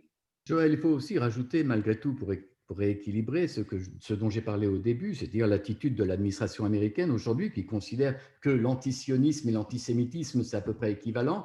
L'attitude du Parlement allemand, qui lui aussi a adopté la même position. Je ne sais pas exactement où en est la législation en France sur ce point-là, mais je crois qu'effectivement, Emmanuel Macron, lui aussi, a souligné les dangers de l'antisémitisme dans les campagnes BDS. Et donc, malgré tout, il y a un contrepoids. Le BDS n'agit pas dans un vacuum politique. Il y a un combat politique qui se mène. Ce combat politique, il est mené en Israël, mais surtout en Europe et aux États-Unis, et il a obtenu quelques succès. Et je ne veux pas oublier les derniers succès qu'on a eus du côté israélien avec la normalisation avec certains pays arabes. Et j'ai entendu dernièrement, et je crois que c'était hier, notamment un ancien imam pakistanais qui disait que finalement, il fallait une place pour Israël dans la région, puisque c'était l'islam et le judaïsme étaient les religions qui sont de la même origine. Donc, vous voyez que malgré tout, sur ce front, dans ce combat politique, il y a des avancées. Il n'y a pas que le BDS qui infiltre son venin un peu partout. Mais mon sujet, c'était effectivement la propagande de BDS. Absolument, mais je voudrais parce que je crois que c'est un combat. Dans un combat, il y a deux parties. Et ce n'est pas une seule partie qui mesure et qui fait la loi. Je veux dire, on est aussi, on réagit. Et il y a deux côtés, et j'entends des choses. D'ailleurs, moi, je suis toujours stupéfait par le fait que lorsqu'on fait des sondages d'opinion en France, par exemple, sur l'image d'Israël auprès de la population française, vu les campagnes du BDS, je m'attendrais à ce qu'il y ait presque 70% de Français qui disent que c'est un État abominable. Or, vraiment, c'est à peu près 45%, ce qui est déjà beaucoup, mais ça passe, on s'attendait. Vous voyez que malgré tout, il faut relativiser les succès de BDS. Je voudrais poser une question. Puis-je poser une question? S'il vous plaît, allez-y. C'est moi, Jocelyn. Et vu les descriptions que vous faites, est-ce que vous préconiserez une attitude plus ou moins de dédain de la part des Israéliens? Dans la presse, on nous dit par-ci, par-là qu'une fois, il y a eu BDS a fait ceci, BDS a fait cela. Mais en gros, c'est pas les premières pages du journal. Et donc, c'est ce qu'on pourrait recommander aussi à nos frères de la diaspora. L'Olastim, de ne pas y faire attention, ils se perdraient. Comme toute campagne publicitaire qui n'a pas d'écoute, qui n'a pas de rebondissement, ben, elle s'épuise d'elle-même. À qui s'adresse la question? À M. Kotek, je suppose, ou qui voudrait répondre. J'ai pas entendu le début. Les Israéliens ont-ils tendance à minimiser les actions du BDS? N'en parle pas dans la presse, ce n'est pas les premiers titres. Est-ce qu'on ne devrait pas agir côté européen et même américain pour mettre ce sujet beaucoup plus à l'ordre du jour, la réaction anti-BDS? Je pense certainement oui, bien sûr. Mais par rapport à l'optimisme ou au pessimisme, il ne faut pas oublier quand même que la France, qui interdit BDS, vous le savez, a été mise en minorité par la Cour européenne de justice de Luxembourg. Il faut bien le savoir.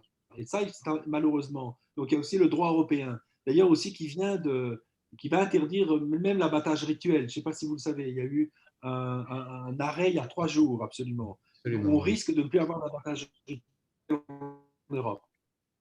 Bien. Joël Kotek, merci. C'est pas bien celui-là. On a épuisé le temps qui nous était imparti. Merci beaucoup. C'était très, très intéressant. Et on va passer à notre troisième intervenant, Yves Mamou.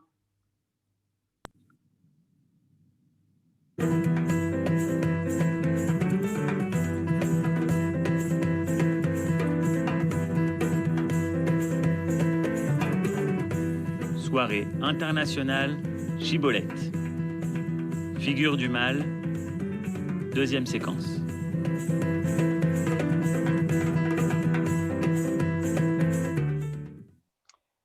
Yves Mamou, bonsoir. Bonsoir. Alors, je vous présente, journaliste économique et politique, m'a-t-on dit, et je sais que c'est vrai puisqu'on se connaît. Vous écrivez pour Le Monde, L'Expansion, Causeur, et je réduis la liste à ça, il y en a d'autres. En 2018, vous avez rédigé un ouvrage, Le Grand Abandon, les élites françaises et l'islamisme, un livre à conseiller à peu près dans tous les foyers.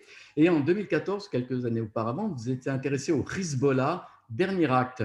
Alors, vous allez nous expliquer comment on est passé finalement de la culpabilité envers les Juifs, à la suite de la Shoah, à l'hostilité envers Israël. Oui, c'est ça. Les quelques explications que je vais tenter de donner sont des extraits d'un livre à paraître au printemps prochain. C'est un livre qui va s'appeler « 10 petits mensonges et leurs grandes conséquences ».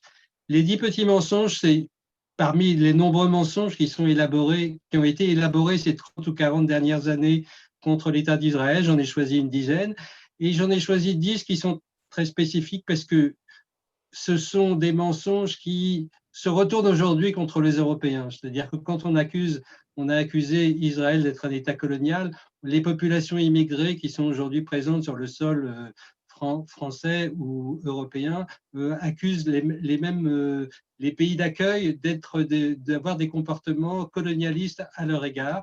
Et donc, il y a toute une série en fait, toutes les armes qui ont été montées et peaufinées contre l'État d'Israël se retournent aujourd'hui contre les Européens qui ont accueilli une population immigrée très importante. Voilà, ça c'est donc le cadre de mon bouquin. Ce que je vais essayer d'esquisser devant vous rapidement à l'aide de quelques exemples, c'est effectivement comment on passe la culpabilité envers les Juifs du fait du génocide qui a été commis contre les Juifs pendant la Seconde Guerre mondiale. Comment on passe de la culpabilité de ce génocide à l'hostilité à Israël. Je vous rappelle que historiquement, il y a eu d'abord, dans les 20 premières années qui ont suivi la Deuxième Guerre mondiale, il y a un silence massif. Je veux dire, c'est en fait avec le procès Eichmann en 1961 que la première respiration sur la première discussion du génocide a eu lieu en Europe.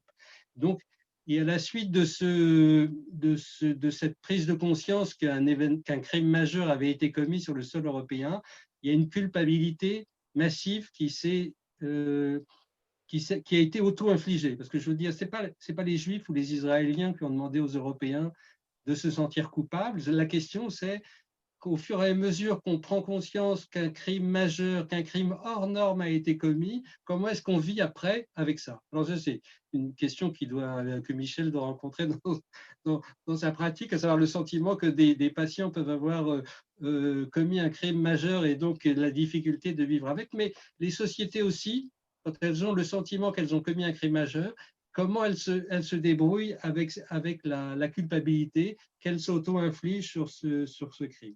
Et ce que je vais essayer de montrer, là, à travers tous les exemples que j'ai choisis, c'est que, évidemment, quand on s'inflige une culpabilité massive, une espèce de mortification, il arrive un moment très très vite où on va commencer à chercher à alléger le poids de cette souffrance auto-infligée. Et c'est ce qui va se passer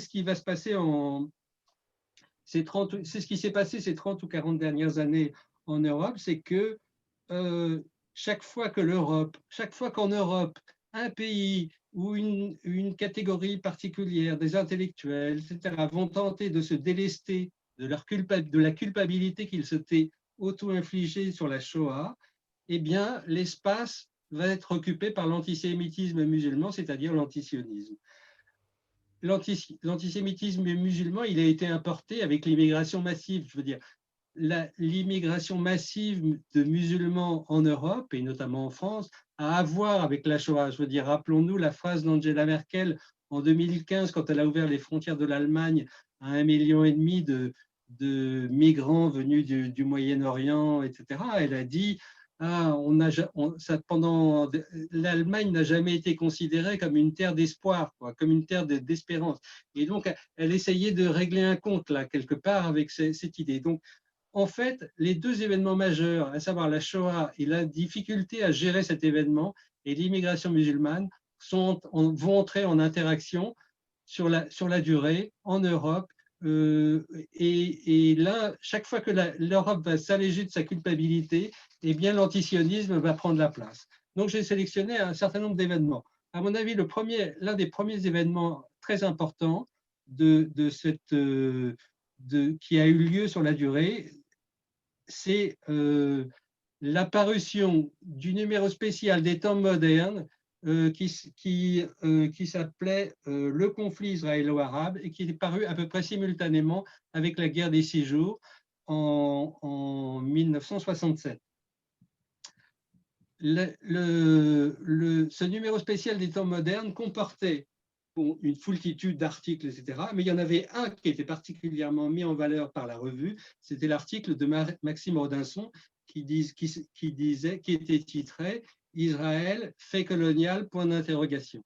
Et cet article que Maxime Rodinson avait bataillé pour imposer en tête du magazine comme l'article cadre de l'ensemble de la réflexion du magazine, ça a été un événement majeur parce que d'abord, il correspondait avec la victoire éclair d'Israël sur les armées arabes et surtout, on voyait commencer à poindre l'émergence de la victime arabe et la victime palestinienne.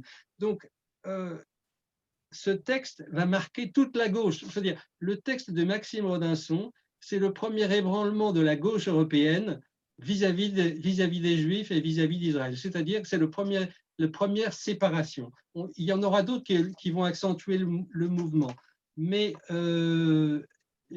alors que cet article de Maxime Rodinson est insensé parce que Israël, c'est évidemment un pays qui est né de la décolonisation. Il est né de la décolonisation de l'Empire ottoman et il est né de la décolonisation de l'Empire britannique. Donc, Israël est né en même temps que tous les autres États arabes du Moyen-Orient. Donc, tous ces États, y compris Israël, sont nés de la décolonisation.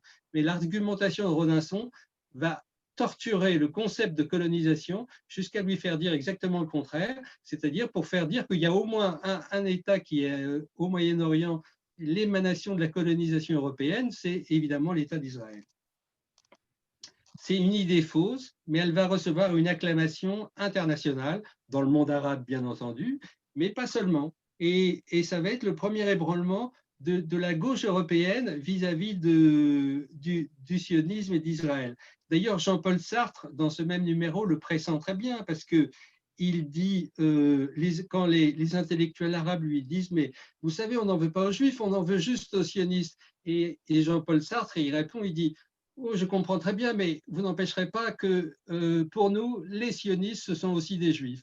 Et on est encore dans ce moment, en 1967, où on prend les distances et en même temps, on n'abandonne pas totalement encore l'État d'Israël. Il y aura d'autres événements qui vont accélérer ce détachement de la gauche en Europe avec les Juifs et avec Israël.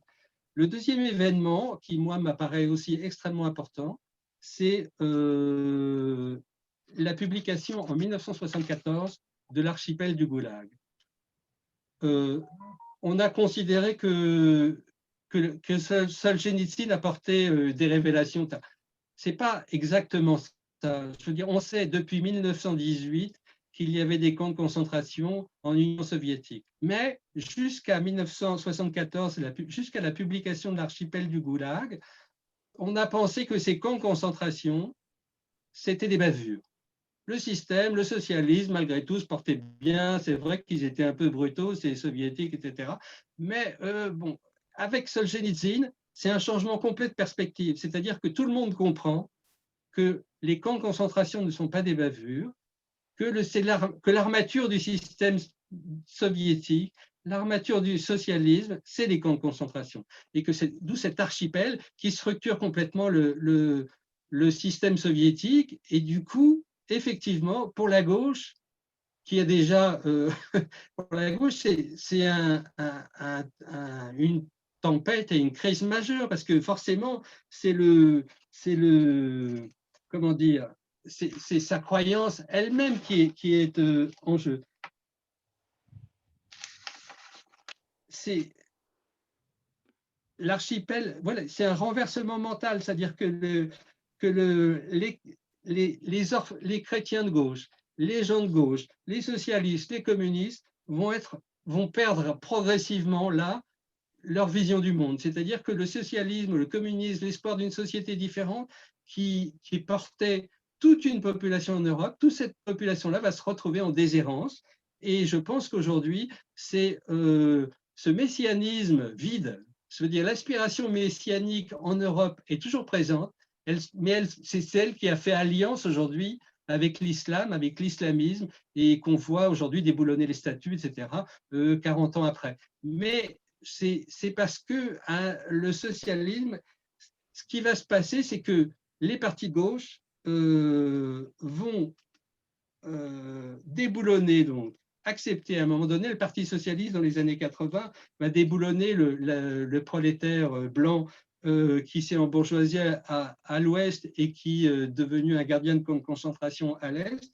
Eh bien, on va le remplacer par la victime islamique. Et c'est ça qui va se passer en Europe, c'est que l'archipel du Goulag inaugure ce décentrement.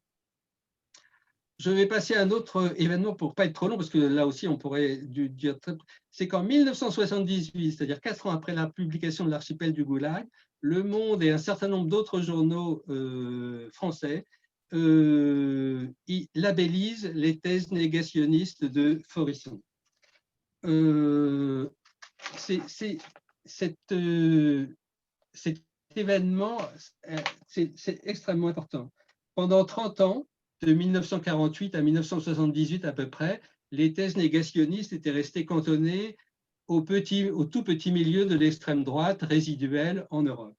Et tout d'un coup, avec en 1978, l'Express publie une interview de Darquier de Pellepoix, qui était l'ex-commissaire aux questions juives. Et tout d'un coup, il y a une espèce de buzz qui se fait, c'est-à-dire que le choc psychologique créé par ce type qui dit « mais à Auschwitz, on n'a gazé que des poux », à savoir que à Auschwitz, si on a brûlé des gens, c'était des cadavres et c'était parce qu'ils étaient morts de la peste ou du typhus ou des choses comme ça. Et donc, les journaux vont rentrer dans une espèce de concurrence pour savoir comment on peut surenchérir sur cette affaire. Et donc, le résultat, c'est que entre octobre et novembre 1978, l'Express, Le Matin de Paris, Le Monde sortent le négationnisme de sa marginalité. 3 médias vont obliger l'opinion publique à se préoccuper d'une calomnie dont elle ignorait l'existence jusqu'à présent. Et cette affaire de négationnisme est très importante parce qu'elle fait le lien avec la Palestine à ce moment-là. L'année suivante, en décembre 1980, Robert Forisson sera interviewé par Yvan Levaille sur Europe 1 et il dira cette phrase qui sera répercutée ensuite partout. Les prétendues chambres à gaz hitlériennes et le prétendu génocide des Juifs forment un seul et même mensonge historique qui a permis une gigantesque escroquerie politico-financière. Le côté financier, évidemment, on reconnaît bien là la critique. Donc, gigantesque escroquerie politico-financière dont les principaux bénéficiaires sont l'État d'Israël et le sionisme international, et dont les principales victimes sont le peuple allemand et le peuple palestinien tout entier. Et là, tout d'un coup, tac, le négationnisme, donc sorti par des journaux bien pensants, de gauche, etc., font le lien tout d'un coup avec donc l'extrême droite, l'extrême gauche et la bien-pensance de gauche, tout d'un coup font une espèce de bloc commun pour dire, mais oui, après tout, l'État d'Israël est né de la Shoah, mais si la Shoah est une escroquerie, ben, l'État d'Israël est illégitime d'une certaine manière. Et donc, c'est comme ça que, en se délestant, en pensant que la Shoah n'a peut-être pas existé, alors parce qu'à cette époque, les études qui n'étaient pas, elles étaient très marginales, je veux dire, elles étaient menées par des gens qui étaient marginaux surtout dans les milieux juifs, il y avait peu d'études consensuelles sur la Shoah. Et ce qui s'est passé en France, ça s'est passé aussi au Canada avec des négationnistes ont existé partout. Il y en avait un en Angleterre, il y en avait un au Canada, il y en avait un peu partout. Presque chaque pays avait son négationniste et qui a été à un moment donné labellisé par les médias. Et voilà. Et donc, c'est un des événements qui fait que tout d'un coup, l'Europe se déleste de sa culpabilité vis-à-vis de la Shoah. Je répète, cette culpabilité auto-infligée, etc.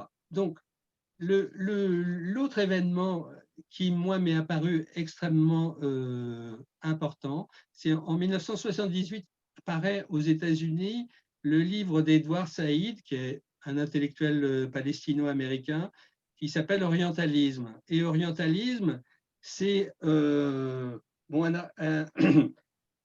les gens qui ont fait la critique sérieuse de ce bouquin ont conclu que c'était un livre extrêmement mal fagoté, qui ne respectait aucun des canons de la scientificité, ni sociologique, ni historique, ni quoi que ce soit.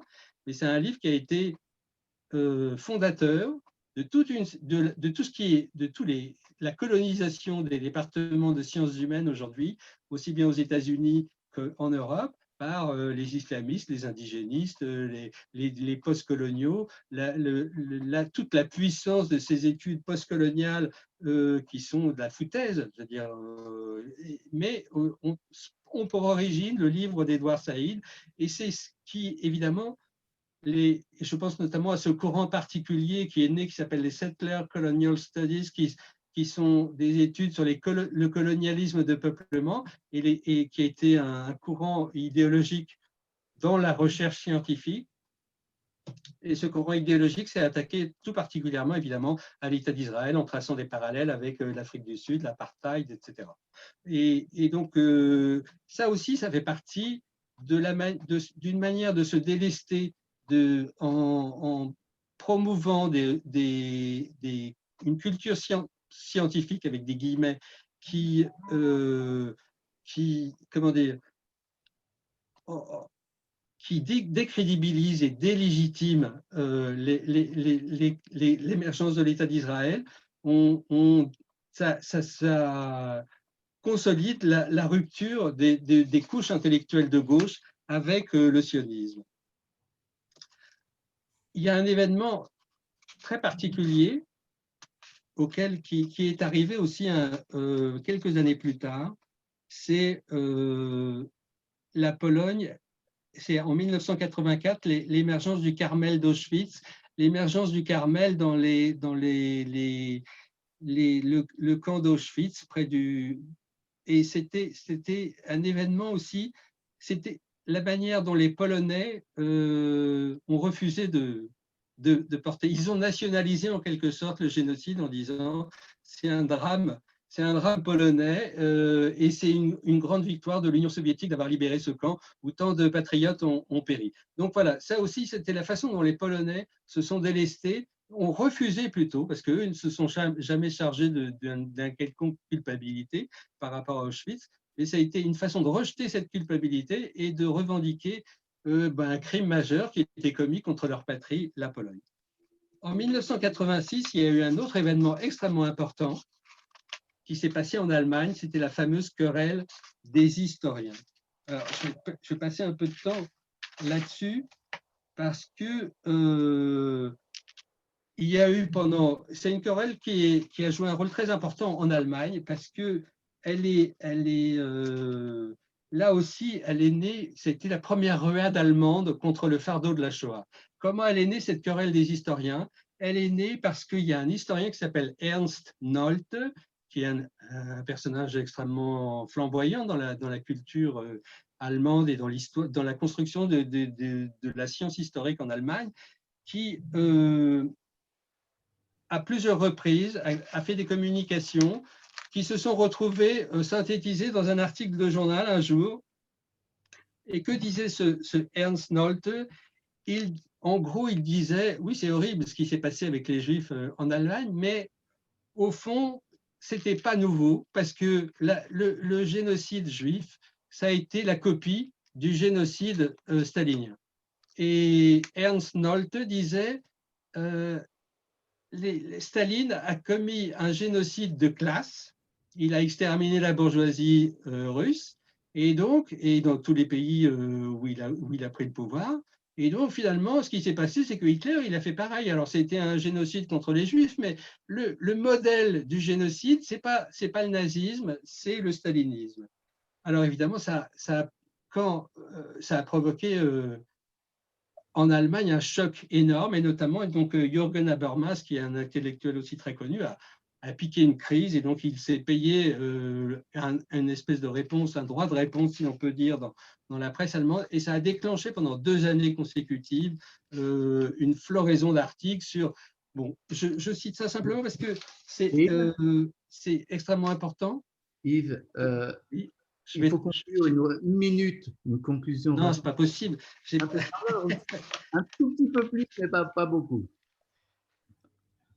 Bref, alors je vais sauter. C'est que tout ce… je vais être très vite, très rapide.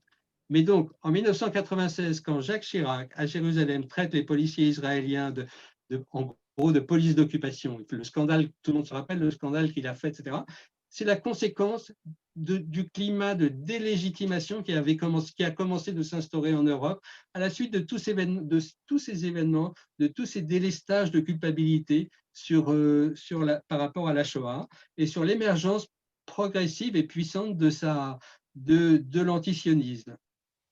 En 2000, il y a eu exactement la même polémique en France avec le discours de Paul Ricoeur qui s'en est pris à ce fardeau que représente la mémoire obligée de la Shoah, où on dit « oh, les Juifs, ils commencent à nous casser les pieds etc. » Notre amie Alexandra Lénial-Lavassine a écrit un article sublime dans Le Monde à ce moment-là. Bernard-Henri Lévy aussi a protesté, etc. Bref, donc je vais conclure. Je vais conclure.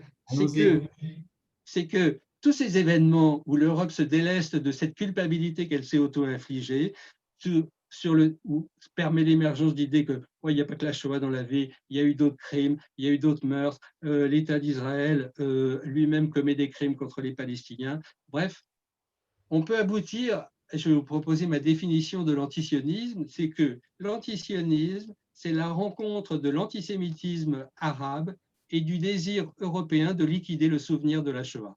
C'est cette rencontre entre l'antisémitisme arabe et le désir de liquider le souvenir de la Shoah qui a produit l'industrie du mensonge contre Israël, dont je traite dans mon bouquin à venir, et qui traite, voilà.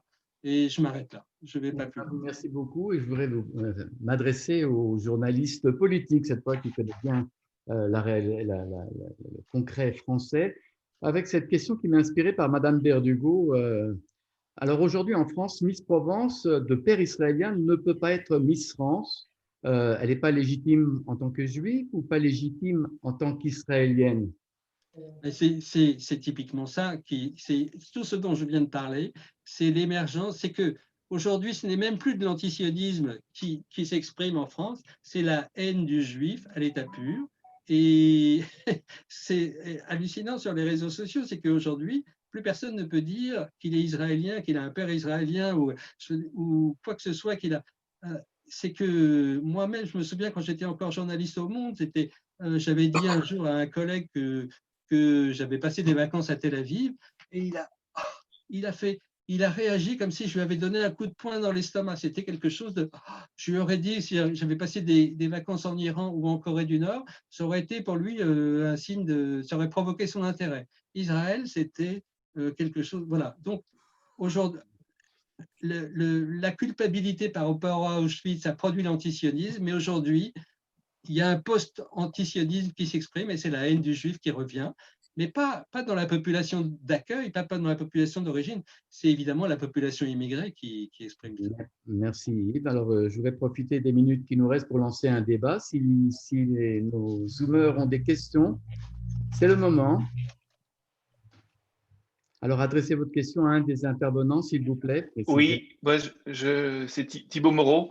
Je voudrais faire un commentaire en forme de question qui relie un peu ce que Joël Kotek nous a dit et ce dont Yves Mamou nous a parlé. Je pense que le point commun, c'est la question du meurtre. Et je trouve que ce qui apparaît dans ce que Joël Kotek a montré, c'est la force de ces images, c'est comment ceux qui pratiquent le BDS jouissent de montrer ce dont ils accusent et de le vivre sous la forme de l'accusation. Et par rapport à la question de la culpabilité, en fait, c'est l'histoire de l'Europe qui doit faire face à son désir de meurtre. Il cherche à se débarrasser d'avoir voulu tuer et d'avoir tué. Voilà, il me semble le lien. Et pourquoi est-ce que ça se passe face au peuple juif? Parce que le peuple juif met en acte un principe de filiation, c'est-à-dire du refus du sacrifice humain. Il me semble que ça, c'est le lien qu'on peut faire. Voilà, si ça vous renvoie quelque chose. Moi, je ne sais pas si la question s'adresse à moi et plus à M. Kotek, mais je suis à 90% d'accord avec ce que vous dites. Moi, je suis en train de lire les travaux de l'auteur, j'ai oublié son nom, m'échappe, qui avait écrit le bouc émissaire, René Girard. Je veux dire, ce à quoi on assiste aujourd'hui en Europe par rapport à Israël, c'est à la construction d'un bouc émissaire, quoi. Ça me paraît évident. Donc, oui, mais par rapport à ce que dit Girard, je pense qu'il faut aller un peu plus loin, parce que Girard réduit un peu la question du bouc émissaire à un frère qu'on met à l'écart et sur lequel on tape. Mais je pense que le peuple juif incarne une fonction paternelle. Ce n'est pas un frère, c'est quelque chose de la filiation même. Il y a quelque chose là qui me semble que Girard contourne.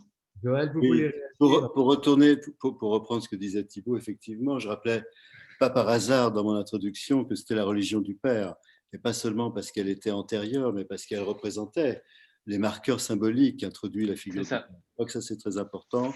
Et pour aussi continuer là-dessus, je pense que l'antisémite ne supporte pas effectivement la suppression du bouc émissaire, du sacrifice humain. Hein.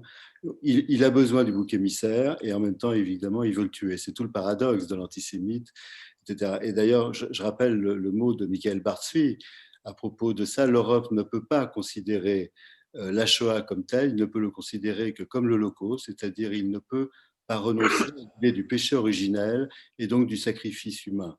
Et je pense que là, l'Europe ne veut pas seulement se débarrasser de sa culpabilité, il veut se débarrasser de sa culpabilité et son absolution pour pouvoir recommencer.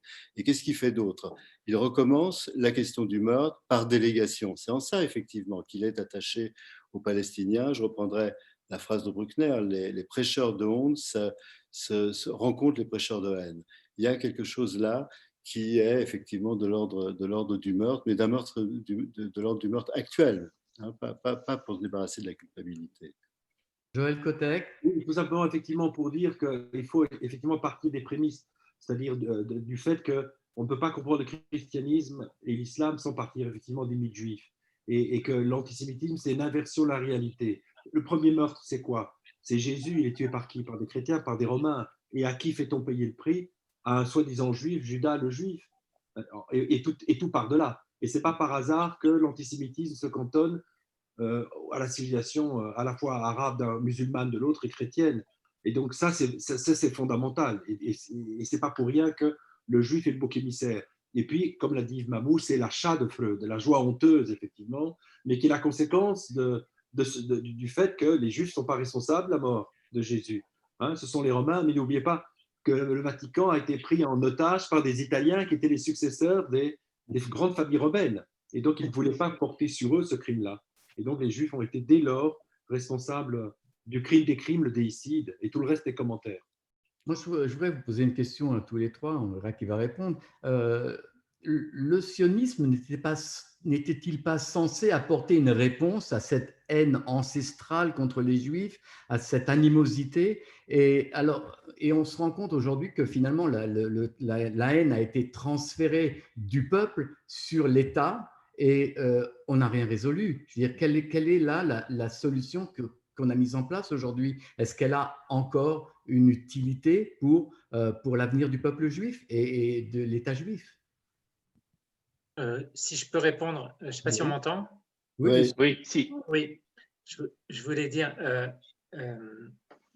deux choses. D'abord que quelque part le débat qu'on vient d'avoir, il est en train d'être presque dépassé parce qu'on est quand même en train de signer la paix avec des pays arabes et des accords de paix qui, à la différence de tous ceux qui ont précédé, sont fondés sur la reconnaissance du peuple juif et sur son identité véritable. C'est-à-dire que pendant des années, on a crié paix, paix, et il y avait point de paix, et aujourd'hui, il y a vraiment la paix qui est en train de s'instaurer. Alors, l'antisémitisme, l'antisionisme, et Joël Kotek l'a très bien démontré de manière tout à fait parlante, et Yves Mamou aussi, ça redevient une question européenne, une question de l'Europe. C'est l'Europe qui est obsédée par les Juifs. Les Arabes, eux, ils sont tout à fait prêts, et les musulmans sont en train de le montrer de manière tout à fait éclatante, ils sont prêts à nous reconnaître pour ce que nous sommes, à la différence des Européens qui nous voient toujours comme le juif des nations. Et c'est la bonne nouvelle et aussi peut-être la mauvaise nouvelle pour l'Europe, c'est que finalement l'Europe va se retrouver avec son problème juif qu'elle n'a toujours pas réglé, mais nous, on est en train d'établir des véritables relations de reconnaissance réciproque fondées sur l'identité profonde d'Israël avec nos voisins, et ça c'est la grande nouvelle qui change toute la donne. Réaction, Yves? Oui, moi je suis tout à fait d'accord avec ce que... Identité profonde religieuse. Hein. Mais juste pour rappel, parce que la question c'est l'État d'Israël n'a pas réglé la haine du juif, c'est vrai, mais la création de l'État d'Israël, elle avait juste l'objectif de dire la vie en diaspora est un risque permanent. Donc, les Juifs ont besoin d'avoir un État avec des frontières et une armée qu'ils puissent se protéger. En 1942, Ben Gurion a prononcé un discours extraordinaire parce que les premières informations commençaient à arriver sur l'extermination des Juifs, et il disait, mais donnez-nous un État, donnez-nous un territoire et qu'on puisse se défendre nous-mêmes contre contre les nazis qui nous exterminent. Voilà. Et alors, après, ça n'a rien réglé parce que la haine qui se portait sur le juif en diaspora s'est reportée sur l'État d'Israël. Mais au moins, dans la durée, les juifs ne meurent pas assassinés collectivement parce qu'ils ne peuvent pas se défendre. Bien, Maurice et vous trois, on va devoir arrêter la session et passer à la prochaine. Mais c'est quand même, ta question, Maurice, c'est quand même un paradoxe. Est-ce que c'est évidemment aux Juifs ou à Israël de soigner l'antisémitisme? Est-ce qu'il est possible de guérir l'antisémitisme qui est, comme on l'a vu, une paranoïa apathiquement perverse collective? Et d'ailleurs, on le voit dans toutes les réactions complotistes qui ne visent pas que les Juifs, même si le Juif est toujours le trait d'union de toutes ces paranoïas et l'objet fondamental. Micha, je voudrais quand même apporter un lueur d'espoir dans ce processus qu'on appelle normalisation ou paix. Avec le Maroc, on n'a pas encore de paix ni même de normalisation, mais le roi du Maroc a tout de même décidé d'introduire l'histoire du peuple juif dans les manuels scolaires, et c'est un point extrêmement important. Quant à l'Arabie saoudite, qui fait la fine bouche, qui n'avance pas au même rythme que les autres monarchies du Golfe, elle a décidé de purger ses livres scolaires de tous ces aspects antisionistes et antisémites, je dirais. Ça encore, c'est une avancée. Je veux dire, il y a une avancée par la reconnaissance d'un État juif et démocratique, qu'on le veuille ou non, et que l'Europe le veuille ou non. Et c'est ça qui est important, en fait, en vérité. Alors, Joël Kotek, Pierre Lursa et Yves Mamou, je vous remercie en tout cas. C'était très, très agréable d'être avec vous ce soir et tous les autres Zoomers. Et merci à toi, Maurice. Bonsoir.